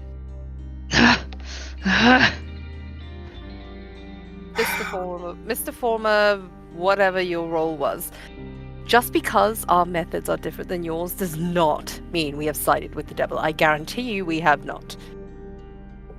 But we are certainly taking steps forward, and she points to the beacon, in trying to do some good for this place, rather than just sitting around in complacency and allowing everyone to pretend that everything's fine when it's not. We're trying to fix it. And he just kind of... Fine. And as he says this, thunder rumbles in the distance, and the sky above begins to churn. Gray clouds darken to an oily black, and a shrill wind howls through the trees. You're probably going to want to get out of here. And with a swift, curving motion, one of the lowest, blackest clouds begins to descend towards the ground. As it plummets towards the earth, however, it becomes clear that it's no cloud at all, but a swarm of thousands of chittering, shrieking bats. Oh shit. Val would immediately cast Holy Hands on Cora, as like he grabbed him and just instinctively casts. Because he's still damaged, right? A little bit. But Cora can Yeah. heal at the beginning of combat. Just in case, I'm still doing it. Okay. Wait, as soon as I can find it. Is this cliffs beside us? Yeah. They're Okay. about 15 feet up. You guys are kind of in a gully. A little small gully here. Okay, where are the bats flying in? They're coming down straight for you Straight guys. on us? They're still... You have a round if you want to move Alright. or do anything. Can I cast something? Sure. Can you tell me if I can do this or not? Because it's a cliff and it's how high? 15 feet, you said? Yeah. Okay. Can I cast Ball of Fire sideways coming off the cliff to make like a barrier over of us? Dope. Because it says it just says a solid surface. It doesn't say it has to be on the floor. If you're casting it as a line, you have to declare what side of the line does damage. But other than that, you can cast. Well, it... I want the line up towards the bats to do damage. Post Okay. me the spell, please. Okay, so it has to be on a solid surface, so it's not going to be able to like bridge the gap. No, I'm not asking for it to be. Okay, I'm asking okay. for it Oh, to I be thought you like cast them there. along a line, like on one of these cliffs over us, like a canopy kind of thing. Just like in a straight line. Can and it doesn't part have of to the bridge- wall Hang be on, on the hang on, Shane. Sorry. You're fine. I I'm know just you're trying to help. curious. That's what I'm Can asking. you draw a is- line on what you're trying to do, so I can understand? Okay, so where is the cliff exactly? They like right up, yeah. Because Like, these are- because I can do it to where it's 20 feet high, so I can do it to where it's like in a line 15 feet up, right?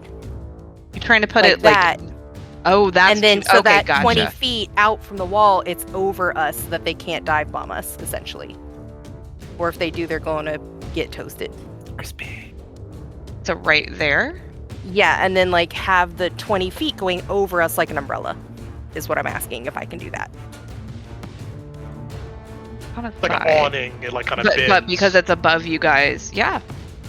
And then those- have the damage be on the other side of the wall, not the one where we are. Okay. Is this about where Cool. you want it, or do you want it over a little more? Whatever's going to cover the most of us and not hit us. Because none of us are 15 feet high, right? No. Okay. No, technically not. Okay. Because I didn't know if on Nadeja you were, how tall you are on Nadeja. Are you on Nadeja? I am riding Nadeja, yeah. But technically speaking, I when I'm riding her, am a large creature, so I would only be technically 10 feet. But Dice, if you want to play it straight, then theoretically, You're just under it. You're just under it. It's fine. okay. Okay. So then essentially, like, it would be 20 feet. So, 1, 2, 3, 4. Yeah, so that should cover us, at least over top of us. That's where you want it. May I cast a spell? Because they're supposed to come down, right? They're coming down. Yeah, They're so coming Bailey's down. going to put a blue fire shield over us, essentially. Okay. All right. Anything else, Bailey? No. Oh, perfect. It turned it blue. All right, Ambrose. You said you wanted to do something. Oh, neat! You can do that in the game. That's awesome. Yeah. I'm gonna cast Blade Ward on myself. Okay. Anything else? Move closer to the group and wheel Nadeja around so that way we're more in a group together. Okay. Actually, no, I still want to be like here. Okay. Or I guess Nadeja would be dodging, if that helps. Okay. Those who haven't spoken up, anything you want to do? I would yell out to them. You know, come here, get closer before they just land. You know, I would try to get them to come to our position, and then I would cast invisibility on myself. Okay. A blue dot on myself for my concentration. Coral will use Uncanny Metabolism to get his martial arts die back. Focus points back. That's it. Okay. And roll a martial arts die to regain a number of hit points equal to my roll plus my number rolled. Which will just get him to full. Beautiful. Anything else? Phil? Phil is going to push Esmeralda out behind him. Okay. And You should I be don't able know to if move that's gonna take. Yeah, I did. So he's gonna push her back behind him and grab an arrow. And ready an attack action, I guess. What's your trigger? Initiative. Hostility. I see the bats are coming down for us, but I don't. Thousands of them. Okay. I don't want a meta if it's what I think it is. So. Yeah. All right. Irina definitely grabs her rapier out. Esmeralda pulls out her crossbow. You guys watch as the Baron shrieks in fear, stumbling back and falling onto his ass as the swarm descends into the muddy earth below, about this area here, away from the flames. And with heavy labored breaths, Vargas and his guards turn tail and run, scrambling for the tree lines as fast as their legs can take them. They are gone. So, they are fucking booking. Yep. I could have gotten the loop. Yeah, they're Where running. did the bats land? Yep. Alright. Yeah, I'm still a little bit nervous. I got you. Oh, I got you. okay. Yeah, the black cloud churns and swirls, the swarm slowly coalescing until a single silhouette takes shape in its depths. Red eyes glint from the darkness, even as the shadows gather to form two gleaming pauldrons across the silhouette's shoulders. Clad with a thick fur mantle, a rich crimson tunic, and a midnight blue cloak that whips wildly in the frenzied wind. Clearly, Rahadin's prowess was less than sufficient to deal with your insolence, the silhouette growls. Thus, I shall no longer underestimate you. He is tall and gaunt, with pale skin and a tall widow's peak. A polished longsword rests ensheathed at his side, his long, elegant claws draped carefully across its hilt. His dark expression seems carved from stone itself, and his crimson gaze falls across you. The temperature of the clearing seems to plummet to an icy chill. When we last met, I informed you that I could be a gracious host, but a far less gracious enemy. His frown cuts the corners of his mouth like a knife, his dark brows furrowing his forehead into a deep, cold scowl. It appears, however, that my words failed to take root. Allow me, then, to reintroduce myself. I am Strahd, Lord of Barovia and Master of Ravenloft. His claws tighten around the hilt of his sword, and his eyes burn like fiery coals. You have stolen items that are not yours to possess. Though you shall wish otherwise, you now have my full and complete attention. And you have invaded my home, attacked my servants, and stolen my possessions. He notes with a growl. And you have spilled blood on the stones of Castle Ravenloft itself. Tell me. And his fists tighten around his longsword's hilt, whether I would be justified in spilling blood today to right this wrong. Is that what you told Varushka when you turned your home into a charnel house? Or when you lied to me about the woman who you promised to bury in peace?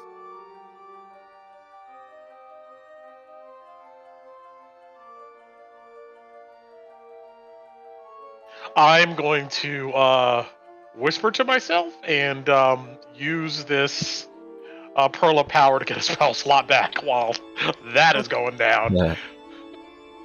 Tell me, what have you done with our companion's corpse but turned it into another bauble plaything for you to bedevil? False lord and puppet of the spirit of death, by your own hand and words we have read it. You broke with powers that you should not. I invite you all to name a single reason why I should not end your lives today. And his lips curl. And for your sakes, I hope it's a good one and you shut that one up. The rest of the party. And I know everybody wants to speak. Everyone's going to get a chance to speak if they want. There's a mechanic to this conversation. So if we can keep the over-talking a little bit lower than normal, so I can make sure everybody's heard if that wants to be heard, just as an out-of-character thing. With that knowledge, and Ambi looking back at the party, because that's what you said, right, Ambrose? Yep. Yeah, I did. Anybody want to speak up?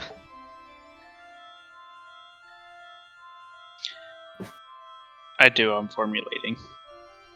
So not yet.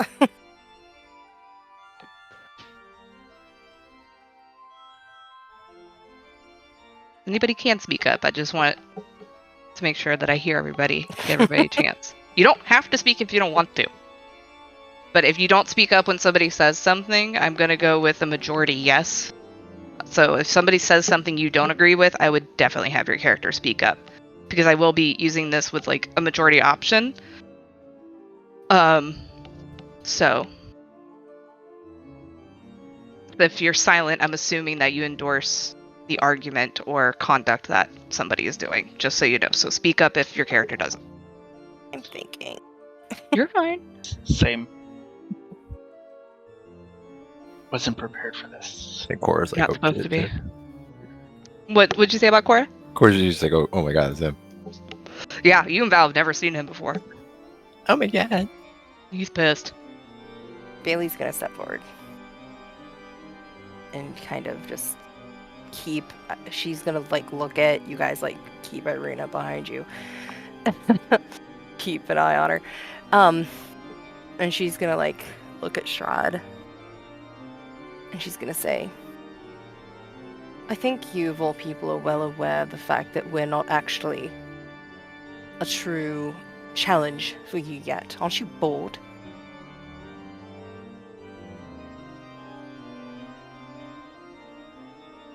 Why don't you just let us entertain you? Give us a little more time. Clearly we're no challenge for you. Make me a performance check. Unless anybody is going to stop. Unless anybody does not agree with Bailey. I mean, Ambrosi said what he's not going to gainsay Bailey. Oh, Phil agrees with her. Can I guidance myself? If you want Strahd to see you cast magic before you do No, something, nope. That's fair. Okay. I'm gonna use my inspiration. Probably. We'll see. You said performance? Performance. Do I want to stick to 16? If I use my inspiration, You get the highest of the rolls, right? Mm-hmm. I'm Correct. gonna You get to re-roll at advantage and pick the highest of the three. Okay, I'm gonna use it. Okay. Hey. Alright, 18. He kind of sneers a little bit at that, Bailey. You wish to be playthings and grovel, then do so.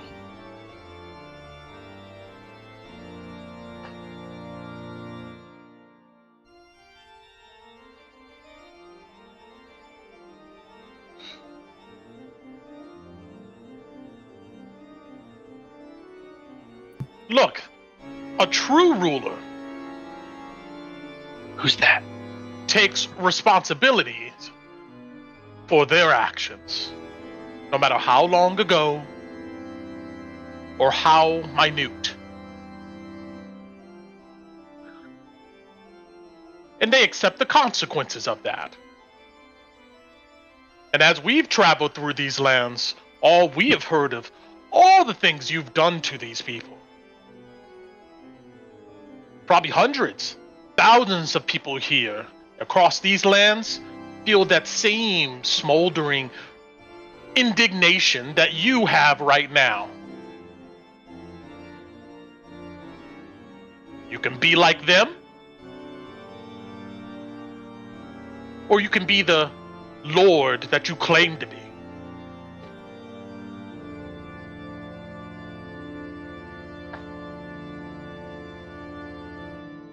Throw me a persuasion notice.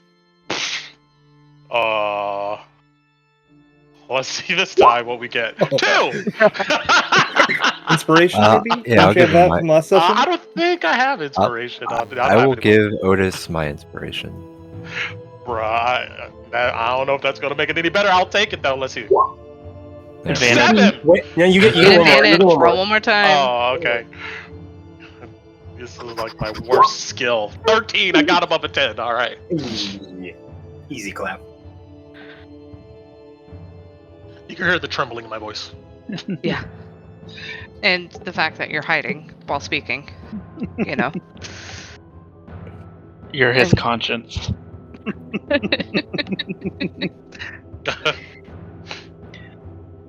Still after move.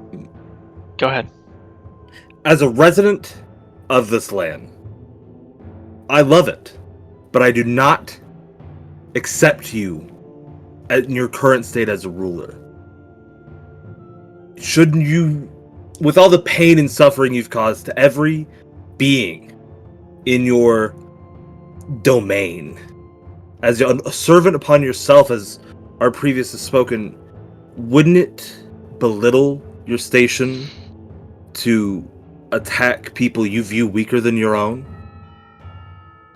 Wouldn't it lessen your influence knowing that you struck down who you believed were ants?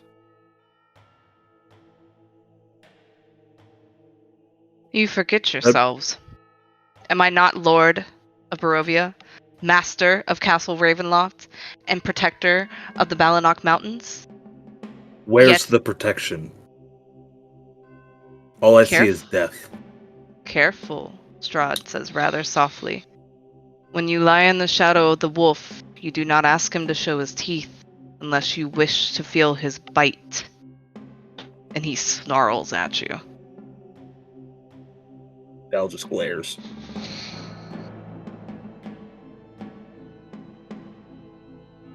Phil, were you gonna say something? Yeah, Phil, after moving, realizing where the bats decided to land after accidentally pushing Esmeralda in front of him, now he moves Esmeralda back behind him. Again. And he steps forward next to Bailey. You asked for...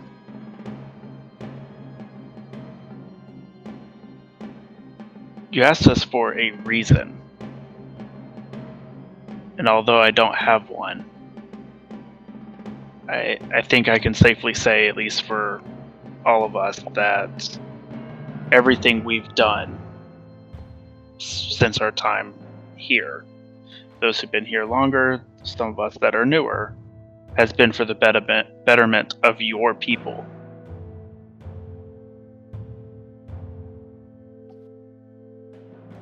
This isn't about us. This has been about them. Were they your things? Assuming so, yes, but you know, if somebody dies and they're buried, is the skull theirs, or is it just whoever claims it? You know, everything we're doing is to help your people. Now, it may not be in the way you necessarily are wanting it done, but you know, they all seem a lot more contriving contempt in the help that we've been offering, and as you stated back near the Whispering Wall, and as Bailey pointed out, to you, we are still just playthings. We're here and you're watching us, and you know, I'm assuming eventually you're just gonna get tired of us, and that could be now, that could be in a month. You know, that dictation's on you. But as long as we're alive and, you know, people want help with stuff, that's what I plan to do. I can't leave.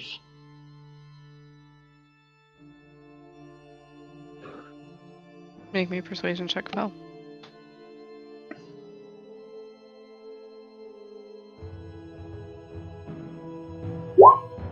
15. Okay.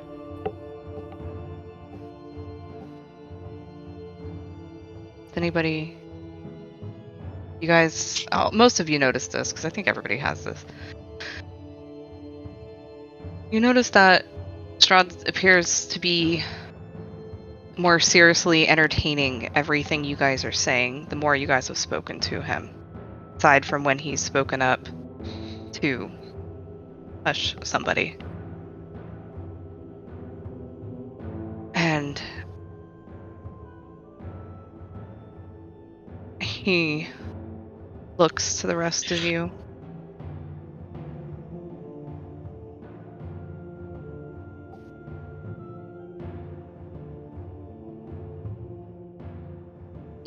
I will spare you all now. But I will need new servants to replenish those I have lost due to the raid. Yet I do not accept weakness among my ranks. To discern which among you are worthy to join my court, you must be tested. For only amidst blood and fire will the wheat be separated from the chaff.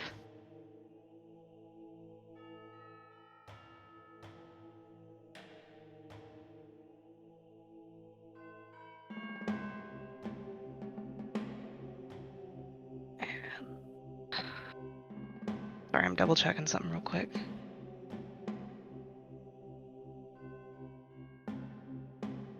I believe you are in range to cast Finger Hang of on Death. 1 second. I'm not listening. Hang on, I'm reading something real quick.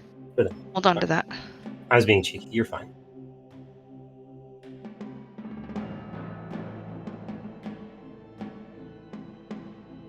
This information's all over the place. I invite you all. Sorry, so you're just being cheeky, or was it in character? No, that was a shame to player. You're fine. Keep going. You're good.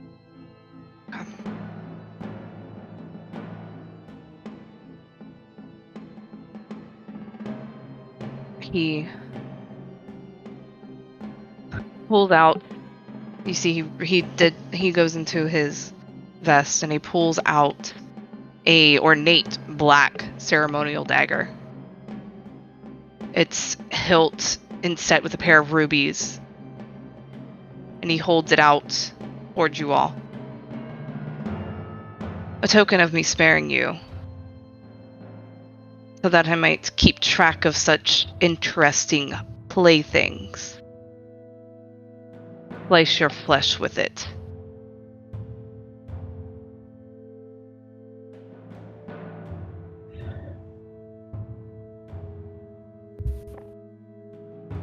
Aren't you already able to watch all of us and everything we do? Are you refusing? I'm just curious. Because, from what I remember from your lovely... her servant's house, aren't you the land itself in some way? Are you going to or not? She looks back at you guys. What did he say again about the dagger? I'm sorry, I want to make sure I heard him correctly. He's telling you to slice yourself open with the dagger. Every single one of you. Right Okay, that now? was my question. So we can see where we are. So you can see where you're at. We haven't This will done spare- anything really that you've requested of us thus far. Why do you think we would do this? Shall I take your continued outburst and thinking you have the right to a discussion as that you are refusing this? I am the land, and it is my solemn duty to mete out justice, and I can ask for that justice if you wish to scorn this. And he raises the dagger up a little more. You guys get the feeling that if you have right now, it's a yes or no. You can see like that calmness that he had started growing back. Would you accept only one of us doing it? Every one of you. And as you have deemed yourself honorable, this will guarantee us. Did not come with a guarantee. one more question about this and we can move on to something else, or you can go ahead and slice yourself with the dagger. My patience grows thin. I would ask to insight, but I know the answer already, so not worth it. Bill looks at Esmeralda and 5, 10, 15, 20. I didn't know I would do it. Oh, okay. Never mind. You're gonna go do that. Phil holds out his hand. He's holding the dagger where he's holding the blade and handing you the hilt. He's expecting you to do it yourself. Sure. And I shall. D20 plus 4. A You don't have 21 to hits me. You don't have to roll. This isn't going to do any damage or anything. Okay. Yeah, so. Yeah, I'm not even going to dramatize it. I know he can see right through it. I'll just do it and walk away like a boss. You go to hand it back to him, and he just looks at you and looks back at the group, and you get the idea that he's expecting you to take it to them for them to do the same thing, and he is watching. Hey, well, come back to the group with the dagger.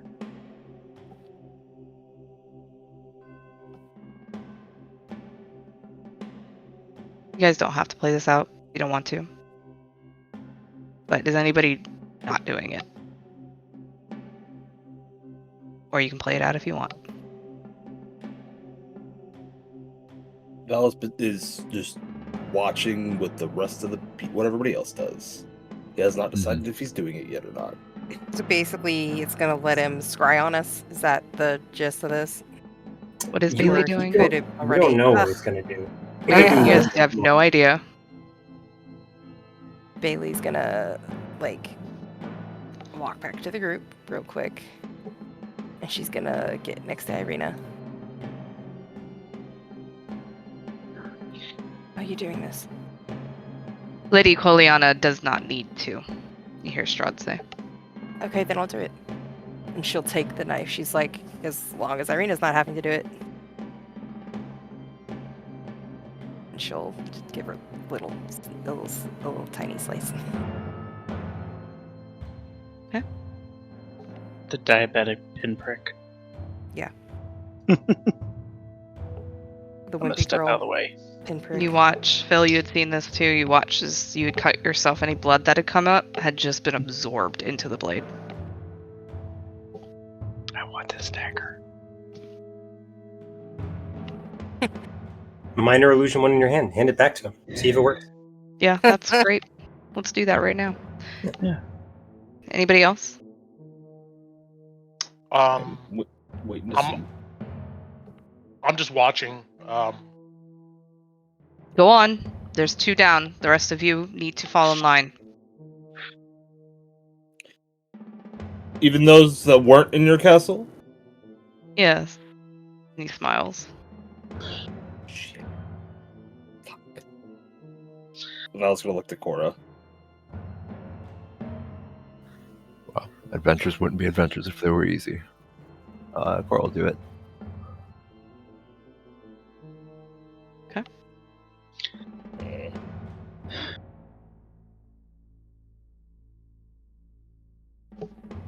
I've got Phil, Bailey, and Corey have done it.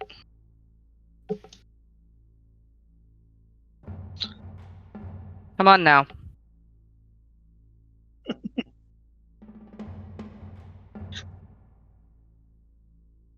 I say to Ambrosi, I won't do it if you won't.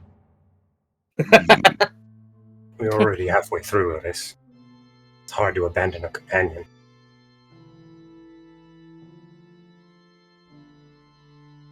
I would prefer not for all of us to die here today.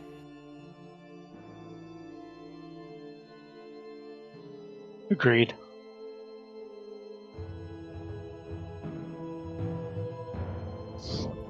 I'll go last. All right. I'll take it.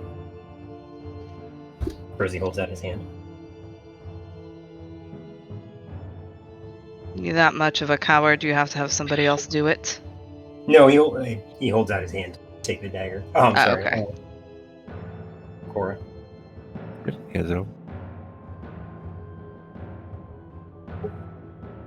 Does the horse need it too? We Not don't really have asking any- us. Oh. No. Sure. Okay. All right. So Ambi did it too. Yeah, Ambi says a brief prayer to the morning and Otis, Val. Val said he would go last.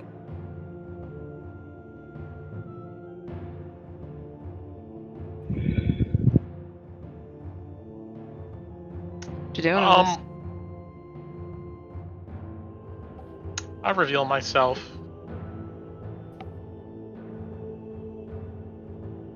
I say,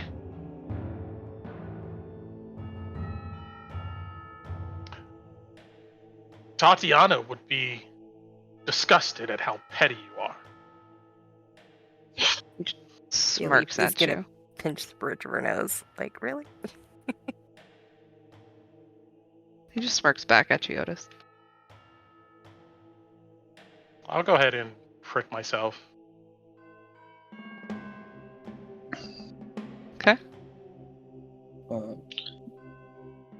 Val will take it and prick himself. Looking at Strahd, he'd just very gingerly toss it in the air and just hold it up, just staring at it in the air, just letting it free float in front of him. And Strahd looks back. Huh? Go ahead. Are we to bring this back or keep it? And Strahd just holds out a clawed hand. It gingerly makes its way to him without anybody having to move. And drops blade down. Almost like it was being held by the bottom of it. Right in front of him? Very, just, no, it'll go into his hand. I'm not trying to kill us. But Okay. just very, where the tip of the dagger, hits his middle finger. And you watch as he lets the point pierce his flesh. And it falls gracefully into his hand. And he replaces it very delicately within his vest. Thank you for your consideration. I shall see you come nightfall, and each night thereafter.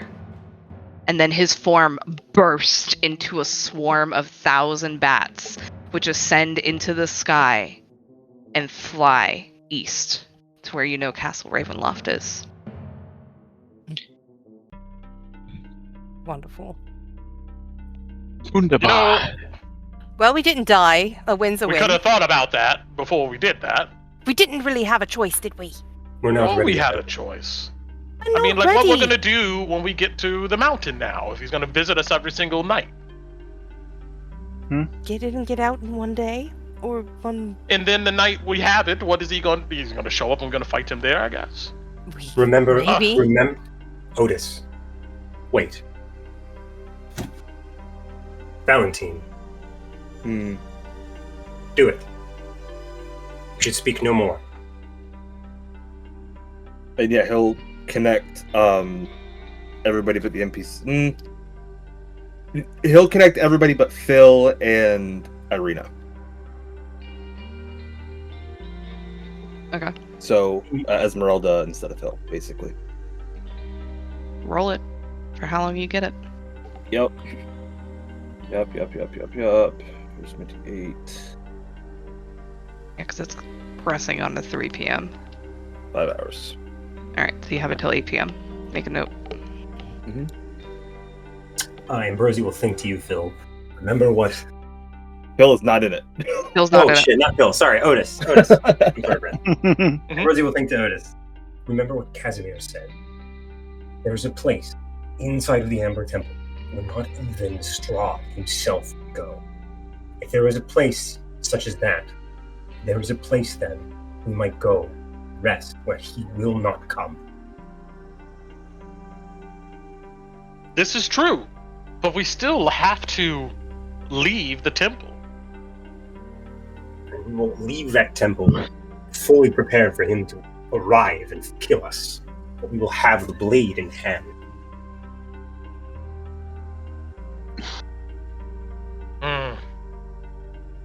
Then we will be ready. And if he chooses to leave his castle, his fortress, and we slay him there, all the better. You really think he probably didn't have his brides or whatever, those that are left with him somewhere? You think he came by himself? Well, he is pretty arrogant, maybe he did.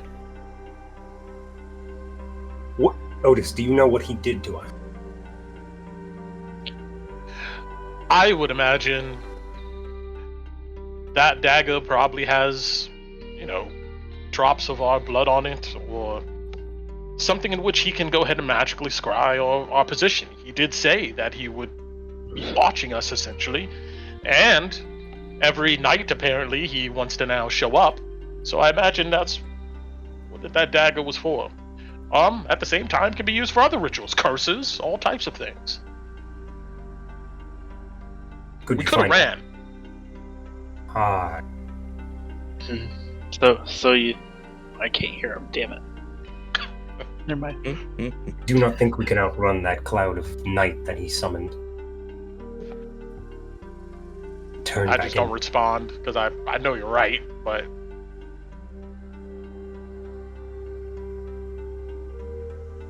If we haven't learned nothing from Castle Ravenloft, it's that we must choose our battles wisely with him and his minions. We cannot afford to lose any of the rest of us. But again,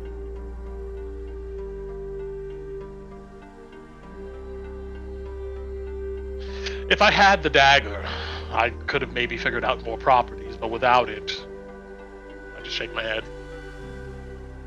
perhaps we will learn more.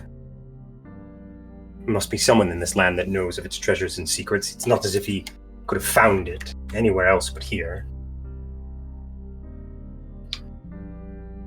I take out Hans. Mm-hmm. Do you know what that was? I just say to him pointedly. He kind of stirs up and rolls his head like he's attached to a neck still, and lets out a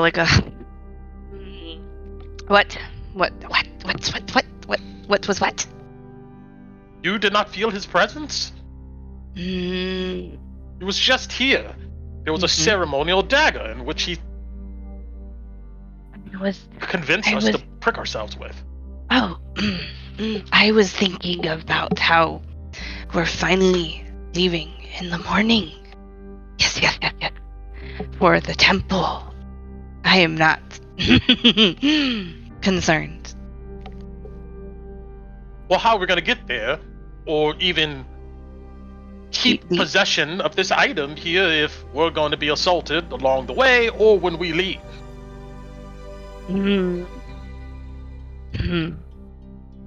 Best make sure you keeps it. Yeah. It's the temple. Otis, the power in the temple. We will not need to be concerned. And why shouldn't I be concerned? And he kind of stops floating. He goes still and he kind of tilts. Why are you concerned? You don't believe me? You don't want the power to not be concerned? You wish to shun it further?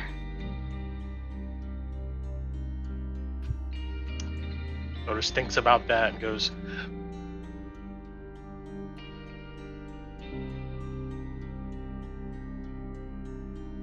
if we die trying to get there, it's not worth anything, now is it?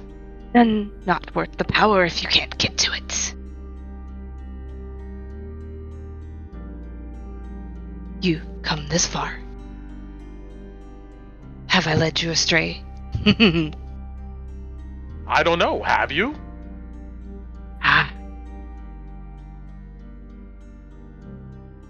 He just cackles. You need to be of more use. I expected more from you, Hans. But do you know anything about that dagger? No. I just put him back down at my side. You go to put him back down and he, like, zooms out of your grasp. Fine. He's just laughing.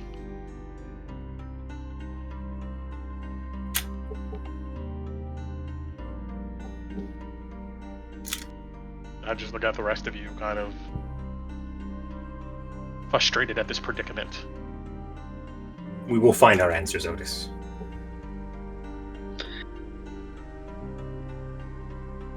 Yes, yes, the answer's found in the temple!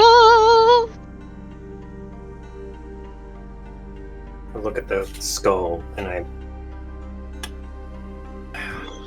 I stop. He notices you looking, and he just stops. And then just, like, turns on his axis, so, like, you know, his jaw goes up. Like he's rotating horizontally. Right.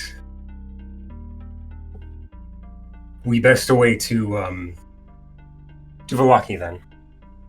Yes, all rivers move forward. Let's go. As you guys are going, Esmeralda will go up towards Phil and very quietly whisper the conversation that she heard, that he was not part of. Phil nods. Just kind of shrugs. We're in it for the long haul then, I guess. Yeah.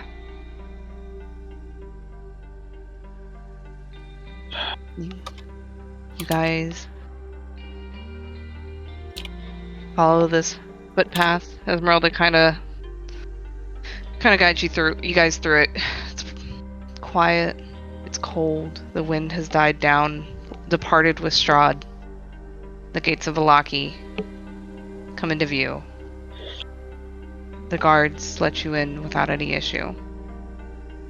And we'll pick up next week with whatever little errands you want to run in Velaki. Mm-hmm. And see how that goes. So if there's something you guys know what you're gonna do, you just let me know so I can have it prepped for you next week. You don't have to tell me now. Or you can just post it in your Place of Whispers. And but I do have a question for you guys just so I can prep. If you guys don't know the answer, it's totally fine. Are you guys planning to stay the night in Velaki? I would like Or is that going to be a conversation you guys will probably have next session? I personally would say conversation. Okay. Just because Okay. Now that we know he's said he's gonna visit us every night, conversation with the group.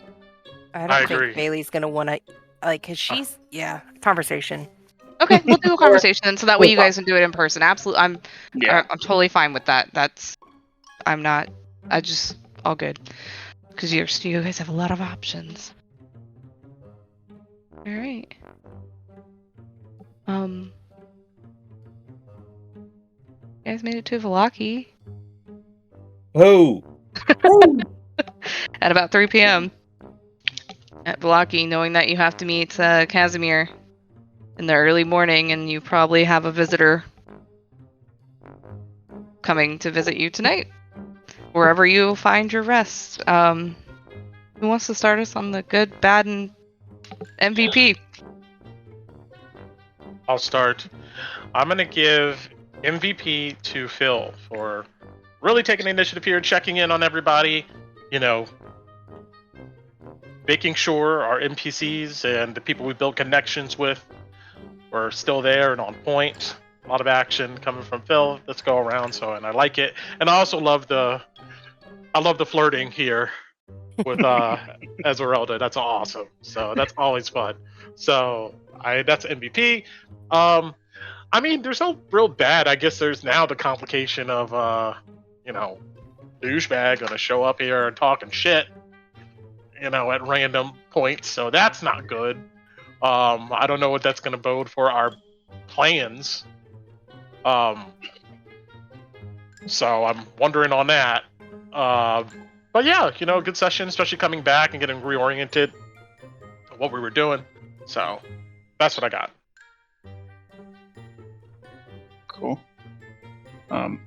I'll continue the trend and go backwards as well. I'm going to give my MVP to Bailey for being the first one to speak to Strahd, or he who must not be named, or the Lord, or whatever we're going to call him in this session, because I know we gotta change it up, and I love it.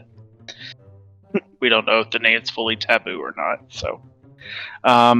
Bad, the obvious is we lived, but now is this kind of like the Oathbound Vlad that we got struck with, or is this something else? So the only person that I can think of at this time that might have an answer would be Ethereal. So Good point. the good, as nerve-wracking as it is, it was kind of funny to have Strahd and all his flair come down and kind of kill off that anticipation I think we've all been having. So, drop one rock to pick up another. So, he didn't kill us for everything, but now he's gonna come visit us every night. So we'll see who decides to get the hots for him and hits on him. Maybe Val will. Yeah.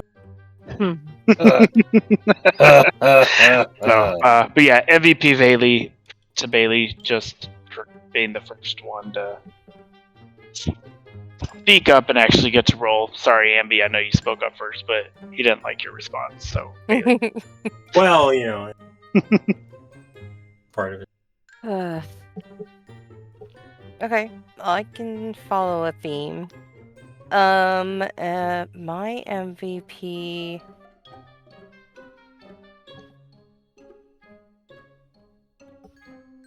Oh my goodness, I don't know.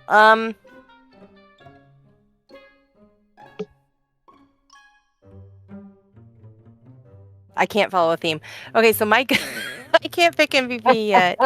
I can't do it. I have to think. But yeah, my good is we didn't die. My bad is now I have even more concerns, which is my, default setting is concerned. I'm gonna give MVP to Val for just sticking to his guns and being that skeptic and sticking it out as long as possible and just being a good friend to Cora and stuff. I honestly debated having Bailey tell those two you don't have to stay here, this isn't on you, you weren't a part of this, you can go home, live your life. But then I was like, no. But yeah, I'm gonna give it to Val and partially Cora as well. Same thing for just being willing to stick with this group he barely really knows and live the adventure, man. Adventure. Yeah, so there's mine. I'll go next. I will follow Bailey's theme. God, it was great. It was a good session. Wow, it was a lot of fun. I'm so glad we're back to playing. This is great. I love this game. I don't really have a bad. I think it was just a wonderful session overall. Wonderful moments between characters and everything, and seeing the Baron. That's funny. He was just there, and Otis is like, you don't want this, man. You really don't want this. I thought that was a great moment. I'm gonna have to. I don't have any bads at all. Bads don't exist in this game. It feels like. I'm gonna have to give it to Cora because he's just the rock for Val, and he definitely Val definitely watches Cora and uses Cora as a way to gauge what's happening. Also, because Cora talks, Val can just kind of watch people and just essentially insight check everybody Cora talks to. So yeah, I give it to Cora. I'll go back to the other version. I'll give my MVP to Bailey for also healing everybody at the end of the thing, which might have come in handy if we actually had to fight something. But also just always kind of like being mindful of the group's health and speaking our mind with Strahd. Goods. This was a interesting session to RP and talk to all these people. We got a plan. We're going forward. The Amber Temple seems really cool. I've never been there as a player, so this is really exciting stuff. I don't think I have any bads. Although we didn't get to fight Strahd, but that's okay. In due time. There's a whole arc for fighting Strahd. You'll get your time. But that's all I got. Who has a gun? I think it's just me. Yeah, go I back. think so. This is a lot of fun. I enjoyed the session. I'm glad things didn't go the way they really could have. Whereas he opened his mouth and directly inserted his foot into it. So thank you all for calming us down off that ledge. I would have broken an oath if that had happened. I don't know. We'll see what happens in the future. I'm curious about what crazy shenanigans the Amber Temple and the Amber Touch and Mount Gakkus and Demon Gargoyles and whatever crazy nonsense is up there. And my MVP is going to go to Otis for being one of probably, I think, the only members of the party that really would have been willing to take that fight with Strahd or run. Probably run, I'm assuming, for Otis' sake. But really consider okay, let's not do. We're not making more deals, or we're doing this now. Let's try. I would have been curious if we would have won. I was surprised that y'all went for it. I was quick. so ready. Everybody would just say, "Okay, I guess we'll prick our finger." And I was surprised. Like, what's going on here? I do not want to fight him without the to sword. brawl. Bailey is one of Ambrosie's sources of inspiration, and she was like, "We're not fighting." And then Phil also said it and took the oath. And I was like, "Oh, okay." Look, if Phil didn't That's just a lot. march up there and do it, I'm not sure we would have did it. I think Bailey would have. I would have probably had Bailey volunteer to do it. Because I was this close to and saying to not have Bailey, everybody "You else remember do it. Tulak? You remember what happened to him? Taking these deals?" I was close to saying it. Bailey probably would have throat punched you if you said that in that moment. It's true though. Why would we take a deal with this guy?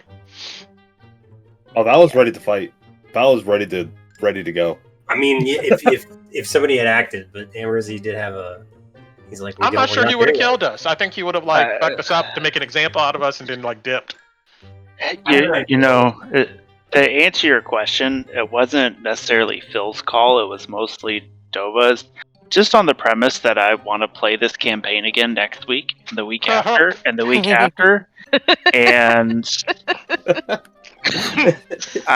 considering we couldn't even take out his number 2 after combat, we've already kind of all gone through a bunch of spells. I don't think... But Phil, you got a magic bow now, and we're together. Yeah, okay, so... if their average health is 400, I mean...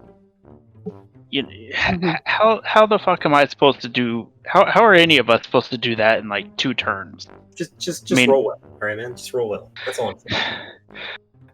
Well, somebody better let me get advantage on everything so I can start critting.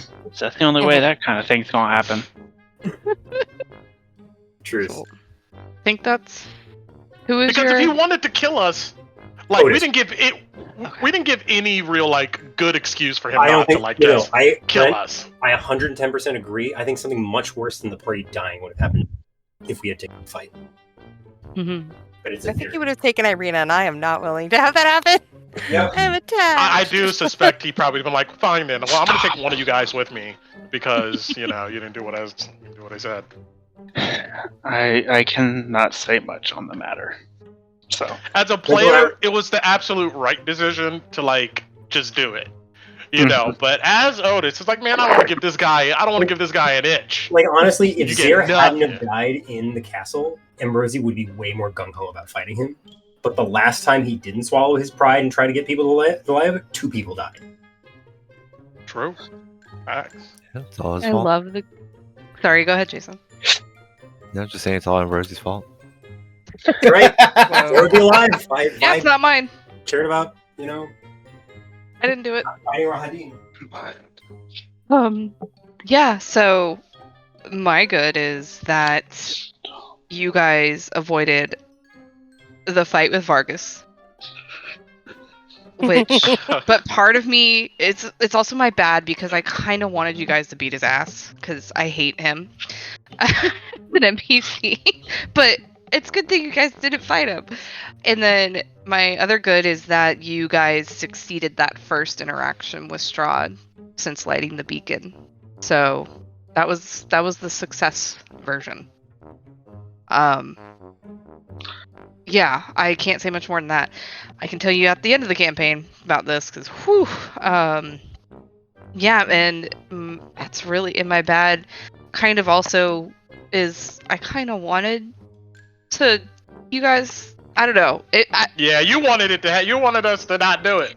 I love playing Strahd. I love playing Strahd, and I'm just waiting for the moment that you guys let me open his ass up. I'm so looking forward to it, but I'm not gonna force it. You guys are gonna do what you're gonna do, and I appreciate you guys understanding and giving each other times to talk. There's gonna be a couple instances with that going forward because there is a mechanic to it on my side of things, and I just don't want to miss anybody.